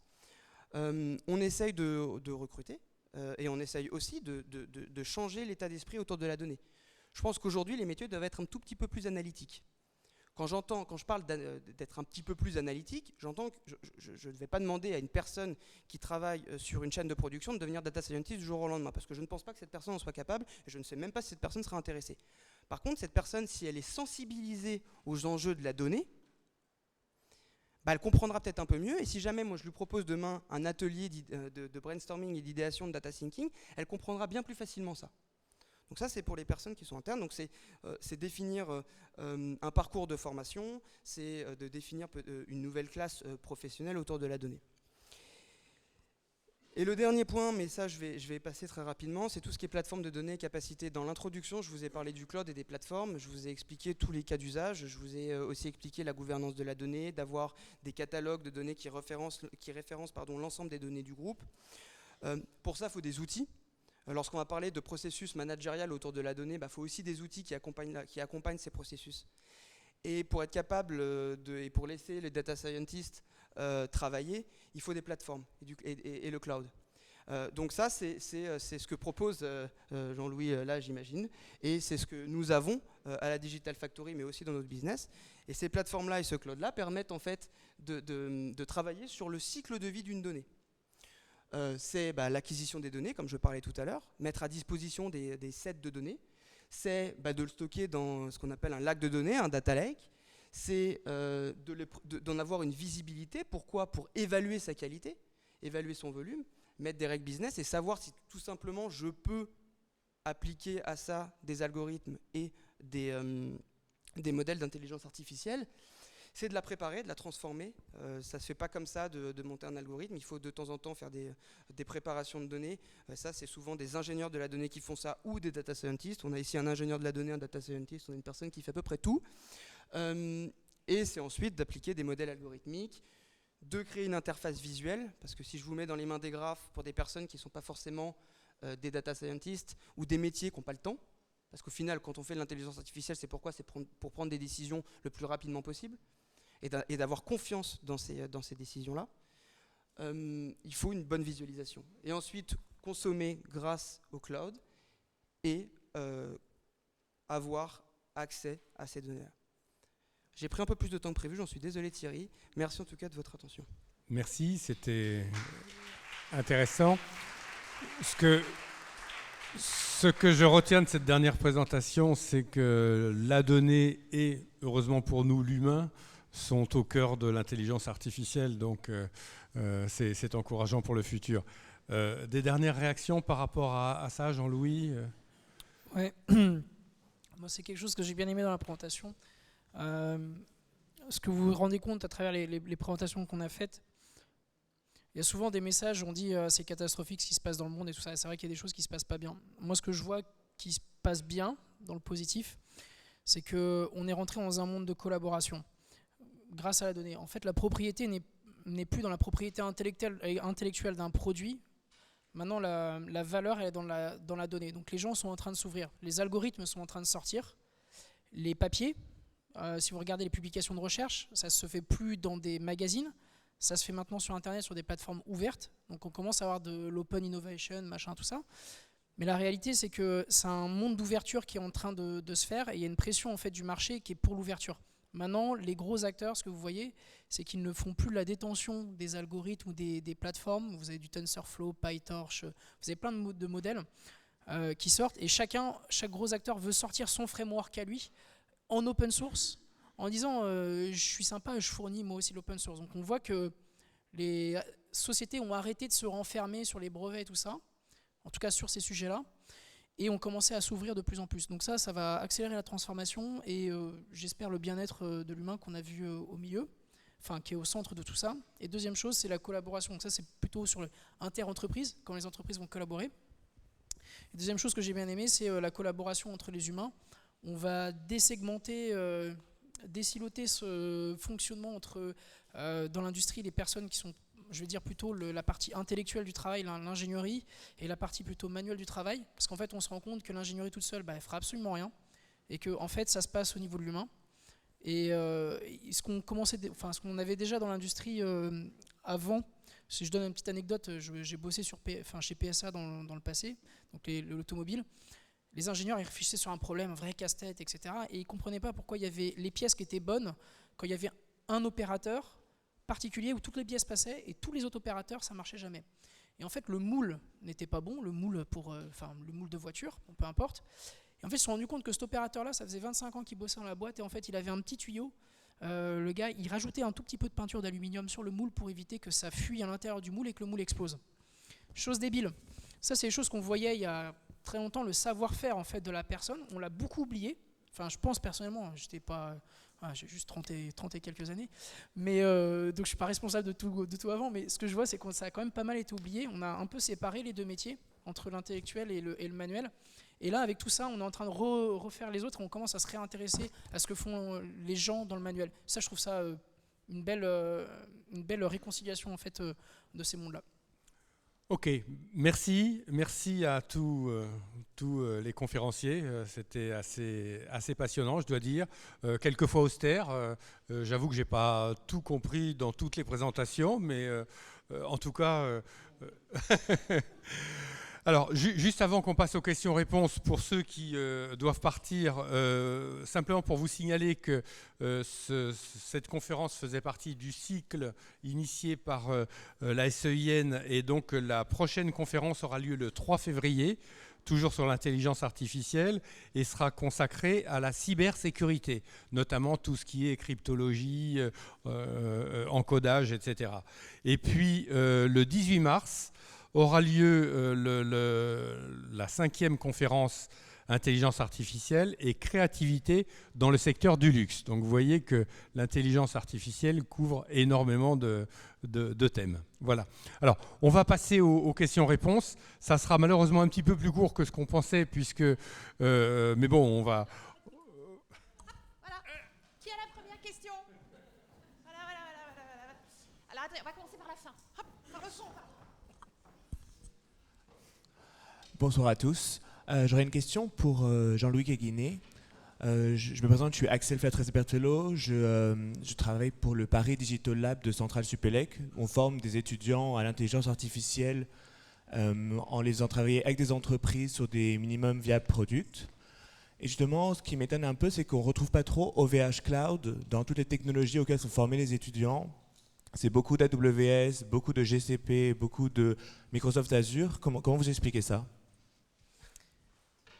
Comment j'explique ça? La puissance du marketing. Très sincèrement, on travaille avec les universités aujourd'hui pour justement s'introduire dans ces programmes de plus en plus. J'explique pas forcément pourquoi c'est pas fait. Je pourrais pas expliquer. Pour la petite anecdote, il y a des sociétés comme ça qu'on cherche à me recruter. Moi, je reste parce que je suis français et que je veux défendre les valeurs françaises et européennes. Donc je réponds pas vraiment à ta question, je fais un tout petit cornicotis marketing, je me le permets. Il faut qu'on défende ces valeurs européennes. On n'a pas la même façon de voir la donnée en Chine, on parlait des gros fournisseurs de cloud en Chine, ni les Américains. On ne pense pas de la même manière. Les Américains, ils sont prêts à vendre leurs données personnelles à partir du moment où ça leur apporte un service. Les Chinois, ils sont prêts à donner leurs données personnelles à partir du moment où le groupe, l'État, en fait, s'en tire mieux. C'est comme ça qu'il fonctionne, le crédit social et tout ça. Nous, c'est ni dans l'un ni dans l'autre, on se reconnaît. On se reconnaît pas. Moi, je ne donne pas mes données personnelles, je ne donne pas mes données médicales pour avoir un rabais, chez Carrefour. Jamais je ferai ça. Et les Américains, ça les dérange pas. Okay, et jamais je donnerai mes données personnelles pour enliser au niveau national, pour faire un crédit social, pour qu'au niveau national, on réduise le niveau de crime. C'est pas nos valeurs. Donc maintenant, la question, c'est pourquoi est-ce qu'on n'est pas présent? Moi, je pense qu'il y a un travail à faire sur les valeurs de nos institutions, que ce soit nos institutions au niveau étatique ou dans les institutions d'éducation. Ça, c'est la première chose. Et la deuxième, il faudrait peut-être qu'on soit un petit peu fiers de ce qu'on fait en Europe. C'est pas pour rien que le lab de Facebook AI Research, il s'est installé à Paris. Hein. C'est pas pour rien. C'est pas pour rien que les Américains, ils viennent recruter en France. On a les meilleurs ingénieurs du monde, on a les meilleurs chercheurs du monde. Pierre et Marie Curie, Centrale Supélec, Polytechnique, vous avez énormément d'universités incroyables à Lille, partout, à Rennes, vous avez l'INRIA, vous avez le CNRS. Tous ces gens-là, ils sont incroyables et ces gens-là, ils se font aspirer par les Américains parce qu'on sait qu'on a des très bons cerveaux en Europe. Donc il faudrait peut-être qu'on soit fiers aussi de ce qu'on fait, qu'on arrête de voir les Américains systématiquement comme une figure de la réussite. C'est un mode de fonctionnement. Si on était fiers de ce qu'on faisait en France, on arrêterait de baver systématiquement sur tout ce qui est des produits américains. Je ne crache pas, ils ont des avantages, on a d'autres avantages, mais je pense que la première chose, on l'a dit, la valeur, elle est dans la propriété de la donnée. Il faut qu'on éduque, y compris les étudiants, sur le fait que la donnée, elle doit être souveraine. Et la souveraineté, ça passe par des plateformes souveraines, donc des plateformes qui sont à l'intérieur d'un contexte sur la réglementation générale de protection des données, où on ne se fait pas voler nos données, tout ça. Il faut savoir que les Américains, il y a un système qui s'appelle le Cloud Act. C'est comme ça que fonctionnent les lois américaines. Si vous êtes né aux États-Unis, vous paierez vos impôts aux États-Unis, que vous habitiez en Chine ou en France. Vous êtes né aux États-Unis, vous êtes américain, vous payez vos taxes, vos impôts aux États-Unis. C'est comme ça que ça fonctionne. C'est des lois extraterritoriales. Et ils font la même chose sur la donnée. Ils ont compris depuis très longtemps la donnée. Un truc qui s'appelle le Cloud Act. Si vous avez la maison mère d'un système, d'une entreprise qui est basée aux États-Unis, ils peuvent venir dans les sous-filiales, y compris les filiales européennes, venir chercher la donnée sans forcément faire des actes légaux en prévenant le client qu'ils vont chercher. Donc maintenant, je vous mets dans la situation. Boeing va pas bien. Qu'est-ce que je fais? Je suis américain, Boeing et Airbus a ses données sur un cloud américain. Qu'est-ce que je fais? Je n'accuse pas, je dis juste, je me fais une simulation. Boeing va pas bien, ça représente l'État américain. Qu'est-ce que je fais? Ben, je vais venir piocher des données stratégiques qui ont été mises dans le cloud américain parce que ça défend l'intérêt national. Donc à un moment donné, il faut qu'on éduque les étudiants, il faut qu'on éduque les institutions à dire, et à peut-être un moment, il va falloir qu'on se pose la question de, oui, on est fiers de ce qu'on fait en Europe, il n'y a pas que les Américains, et il va falloir qu'on fasse, je ne vais pas dire jouer la préférence nationale, des choses comme ça, mais en tout cas qu'on se pose la question des clouds souverains et des choses comme ça.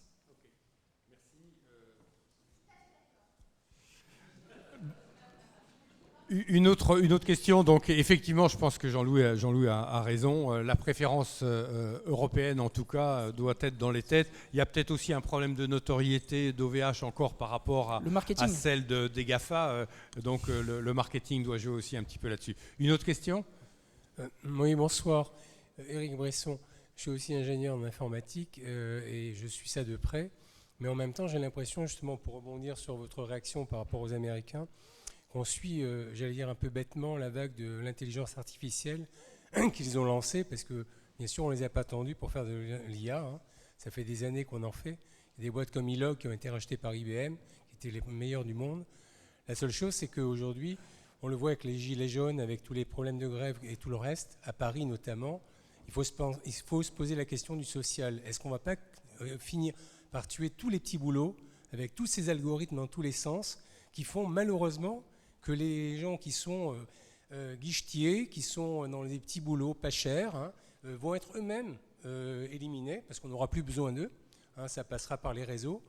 Et on a vu dans un documentaire très bien fait par Élise Lucet, qui ne manque pas d'audace et de courage, sur l'intelligence artificielle, que finalement l'algorithme devenait le patron de plein de gens aux États-Unis, hein, là où justement on n'arrête pas de pousser l'IA, et c'est Google qui en profite, en faisant que des Américains sont payés à 5 $, $5 de l'heure, perdus au fin fond du Texas, en train de permettre à des systèmes de devenir éventuellement plus intelligents. Donc votre question, voilà. c'est... Ma question, c'est comment faire que la France se distingue à l'échelle justement internationale et ne soit pas simplement derrière les GAFAM à essayer de faire aussi bien. Il faut peut-être essayer de trouver quelque chose. Comment ? Alors, c'est une bonne question. Pour y répondre simplement, c'est tout l'enjeu de groupes industriels français comme Thales. C'est effectivement de travailler sur des problématiques. Alors, les problématiques sociétales que vous citez, c'est effectivement des problématiques qu'il faut traiter. Il faut peut-être les traiter par l'éducation. Il faut aussi, peut-être, dans l'éducation française, inclure les challenges et les enjeux qu'on aura avec l'intelligence artificielle. Après, pour revenir, et je ne veux pas débattre sur ce sujet-là parce que c'est un sujet très compliqué, il faut aussi se dire que les technologies, l'intelligence artificielle, la data dans son ensemble, va générer aussi de nouveaux métiers. Une étude américaine est parue il n'y a pas si longtemps que ça, qui dit que 80%, 85%, 80%, enfin peu importe, des emplois en 2030 n'existent pas. Alors je ne suis pas là pour être provocateur, je suis pas là pour être provocateur, vous l'imaginez bien, mais mon message c'est aussi de dire que vous avez raison, qu'il faut prendre ce sujet-là à cœur, c'est un sujet d'éthique, un sujet important. Il y a des nouveaux métiers qui vont être traités, et je pense que, pour en revenir à votre exemple de guichetier, c'est aussi par l'éducation et par les jeunes, et je me considère comme jeune, qu'il faut transmettre ces enjeux. On ne pourra pas empêcher la transformation digitale et la transformation data, il faut juste en connaître les conséquences. Et maintenant, pour revenir à votre question ou à votre remarque sur les Américains, c'est tout notre métier au jour le jour. C'est en tant qu'industriel français, on exerce aux États-Unis, on propose des produits aux États-Unis, dans le monde entier, mais en tant qu'industriel français, on doit être l'exemple de ce passage à l'intelligence artificielle sur des sujets d'éthique, de sécurité. Si je cite OVH sur le Cloud Act, ce sont des problématiques qu'on traite aussi, nous, au jour le jour, parce qu'on utilise, comme Stéphane l'expliquait, des technologies Microsoft. Donc on doit être exemplaire dans cette approche-là. Ok, une autre question? J'avais une remarque sur le monsieur. Je rajoute un petit truc, comment nous, Européens, on va le faire. Le truc, c'est qu'on essaie de répliquer soit les Chinois, soit les Américains. Ce que vous disiez là, on les suit bêtement.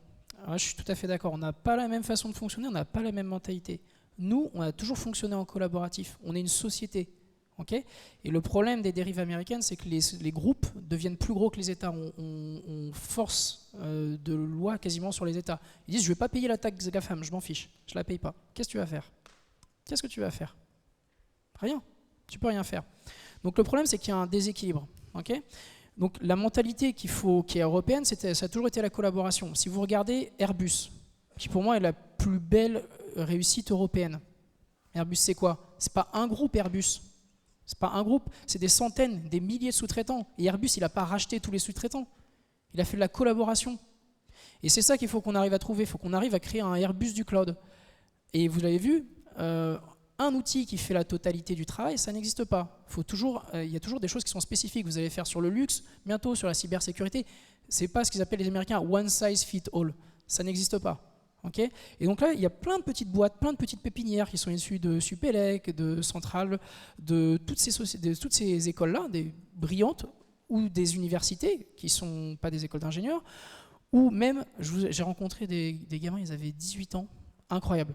Il y a même des gens qui ont 18 ans qui font des boîtes incroyables. Ces gens-là, il ne faut pas qu'on les absorbe, il ne faut pas qu'on les bouffe à chercher à être plus gros, il faut juste qu'on collabore, qu'on les aide à grossir, qu'on les aide à grandir et qu'on crée cet équilibre-là, plutôt que de chercher à créer un autre État qui sera un GAFAM. Donc, comment on va le faire? Par la collaboration et par la création d'un écosystème, la complémentarité des boîtes. Un Airbus général de l'IA, c'est ça qu'il faut. Ok, merci. Une autre question? Oui, j'avais une question là, au niveau des fonctions qui est nouvelle, qui est Data Scientist. Est-ce que vous pouvez dire quelques mots sur cette fonction de Data Scientist? Est-ce que les écoles d'ingénieurs forment bien, justement, pour cette fonction? Et est-ce que ça comprend de l'analyse, du développement logiciel, puisque c'est un peu ça quand on voit un peu de l'extérieur, au niveau de cette fonction? Je dis ça pour en particulier les jeunes ou les futurs jeunes ingénieurs qui seront intéressés dans ce domaine. Oui, donc pour le métier de Data Scientist, en fait, on va dire que c'est un nouveau mot pour des métiers qui existaient déjà avant. Donc avant, on parlait de statisticien, d'analyste, etc. C'est juste un nouveau mot qu'on pose sur un métier qui existait auparavant. Donc, dans ce métier-là, en fait, on va avoir différents types de compétences à acquérir. Donc des compétences en mathématiques pour justement savoir comment vont fonctionner les algorithmes et quelles sont les différentes optimisations qu'on va faire sur ces algorithmes. Ensuite, on va avoir toute une compétence sur le code, donc l'informatique. Il va falloir qu'on dise à la machine de quelle façon elle va devoir mettre en place cet algorithme et le faire tourner. Et ensuite, on a besoin également d'acquérir des compétences sur certaines compétences métiers pour justement faire des algorithmes qui répondent à un besoin et voilà, qui vont pas être totalement décorrélés du... Mais est-ce que parce que la question c'était, est-ce qu'il existe des filières justement qui préparent à ces évolutions de métiers de statisticien? Tout à fait. Donc il y a des écoles en fait qui sont spécialisées sur tout ce qui est statistique, etc. Ensuite, on a des écoles, des formations qui sont sur l'informatique, donc programmeurs, etc. Chaque école en fait va faire sa filiale, sa filière de formation en data science. C'est quelque chose en fait qui était assez rare récemment, enfin jusqu'à récemment, et qui maintenant en fait commence à apparaître dans énormément d'écoles d'ingénieurs, énormément d'universités. C'est quelque chose qui se démocratise de plus en plus. Je voudrais juste aussi rebondir, on parlait tout à l'heure on parle là de data scientist, j'aimerais juste aussi remettre en perspective que le data scientist, ce n'est pas que le seul expert, ce n'est pas que le seul métier autour de l'intelligence artificielle dans la data. Il y a énormément de métiers aujourd'hui. Il y a des analystes data pour comprendre les données avant de parler de statistiques et de parler d'algorithmique. Il y a des ingénieurs de la donnée, ce qu'on appelle data engineer. Il y a énormément de métiers. Et aujourd'hui, les écoles d'ingénieurs et les écoles même, les universités, etc., forment à ça. Parce que les data scientists, c'est critique, c'est un métier qui est important. Mais il y en a d'autres. Avant qu'un data scientist travaille sur de la donnée et mette en place des modèles de mathématiques, il faut préparer et il faut se poser d'autres questions. Il y a d'autres personnes qui ont ces expertises-là. Et à la fin de la chaîne de valeur, la visualisation aussi, il y a des personnes qui sont en charge de faire de la visualisation de la donnée. Et c'est aussi important. Il faut valoriser et mettre en avant aussi, je pense, ces métiers. Peut-être les deux dernières questions, sachant qu'après on ira boire un drink, un petit pot, et vous pourrez poser aussi des questions directement aux conférenciers. Oui, bonsoir à toutes et bonsoir à tous. Tant pis pour ceux qui sont partis. Je voudrais aborder le problème de l'éthique, parce que vous parlez beaucoup d'intelligence, mais il n'y a rien d'intelligent dans ce que vous évoquez. Et le mot intelligence en français et le mot artificiel en français sont deux mots qui sont étymologiquement parlant contraires. Artificial intelligence se traduit en français par renseignement artificiel. Alors ce n'est que de la mathématique, et vous l'avez fait ressortir tout au long de votre propos, ce n'est que de la mathématique. Voilà, un peu spécial, effectivement, ce n'est pas des simples additions, ce n'est pas des simples soustractions, multiplications ou encore divisions, ni même des intégrales ou des hyperboles, mais ce n'est que de la mathématique. Ce sont des fonctions mathématiques, si vous êtes d'accord avec moi, qui s'enchevêtrent les unes aux autres sur des fonctions elles-mêmes mathématiques. Alors moi je soulève le problème de l'éthique. Quand est-ce qu'on va changer ce nom et l'appeler aide à l'intelligence? Parce que c'est de l'aide à la décision, tout simplement. Vous êtes d'accord avec moi? Donc moi je soulève le problème de l'éthique parce que ça fait peur à tout le monde. Et ça fait peur aux simples Français qu'à la limite je suis. Alors, voilà. Juste le problème de l'éthique. Je pourrais développer un peu mieux et un peu plus tout ça, mais effectivement, on m'a demandé d'être court et succinct. Mais voilà. Après, je ne vais pas avoir le temps, c'est pour ça. Mais je veux garder contact avec vous pour éventuellement faire une commission d'éthique et surtout parler français. Alors, il y a déjà eu une conférence IA et éthique. Voilà, j'espère qu'on va voir français aussi. Donc peut-être Jean-Louis je peux pas être plus d'accord que ça. Ouais, c'est ce que je disais à la fin. On parle de tous ces algorithmes. Alors, je vais même aller. C'est pas de la mathématique compliquée, c'est même encore plus simple que ça. C'est des additions et des multiplications, rien de plus. Et effectivement, elles s'enchevêtrent entre elles, mais c'est juste ça. Et une dérivée. Et en fait, ce que je disais à la fin, on a pensé ces dernières années que tout se ferait par la machine. Puis c'est ce que je disais, le retour à l'IA symbolique, à l'intelligence artificielle symbolique, en fait le retour au symbole, il est en train de se faire. Ça commence à partir un petit peu en cacahuète sur les réseaux sociaux. Gary Marcus est en train d'alpaguer les différentes personnes sur Internet. Yann Lequin, français, un des pères des réseaux de neurones, se bat avec Gary Marcus, qui est grand défenseur de l'IA symbolique. Ça commence, c'est en train de venir là. Et on va arriver à un moment là, dans quelques années, quelques mois, quelques années, où on va remettre du symbole dedans. Et on va dire c'est juste une variable à prendre en considération, mais c'est l'humain qui choisit à la fin. C'est un indicateur de la décision. Je suis 100% aligné. Le mot intelligence, je suis d'accord, c'est du renseignement en français. Ça s'appelle des systèmes intelligents d'aide à la décision, ça s'appelait des SIAD. Malheureusement, le mot il a déjà été consommé dans le buzz. On ne peut plus le réutiliser, c'est ça le problème avec les buzzwords. Au bout d'un moment, on ne peut plus le réutiliser. Donc il faut rajouter, donc s'il y a des journalistes dans la SAD, il va falloir qu'on éduque aussi la population à changer ces mots-là. 100% aligné, on y va quand vous voulez. Des compléments à la réponse Non, mais on partage tout ça. C'est vrai que c'est peut-être un mot qui est un peu galvaudé, et puis de toute façon c'est du marketing. Tout à l'heure, on a une réponse marketing. Mais on l'a vu, c'est un peu plus que des mathématiques. L'algorithmie est une partie centrale, bien sûr, mais c'est un peu plus, c'est une approche particulière quand même. Mais c'est sûrement effectivement un mot à revoir. Une dernière question peut-être ? Oui, très rapide. Je suis étonné que vous n'ayez jamais parlé du hasard. Et j'aimerais savoir quelles sont les mesures du hasard et les problèmes que peuvent vous poser dans vos métiers, la maîtrise du hasard et quels outils utilisez-vous justement pour vous assurer à ce niveau-là? Alors le hasard fait mal les choses. Déjà, c'est la première règle, c'est super compliqué. Les gens de Thales, tous les gens de Thales qui ont présenté aujourd'hui, ils ont parlé des composants électroniques.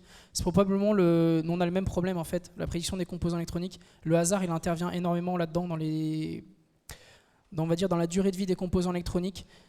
J'ai pas de réponse à ça, juste que c'est des casse-têtes monstrueux. Donc c'est pour ça qu'on dit on va tout remplacer, etc. Non, il y a le temps. On a dit la même chose sur l'informatique il y a quelques années. Il n'y a jamais eu autant de consultants en informatique que l'informatique a remplacé l'humain. Jamais autant de consultants. Ce sera pareil sur l'IA à cause de ce genre de problème justement.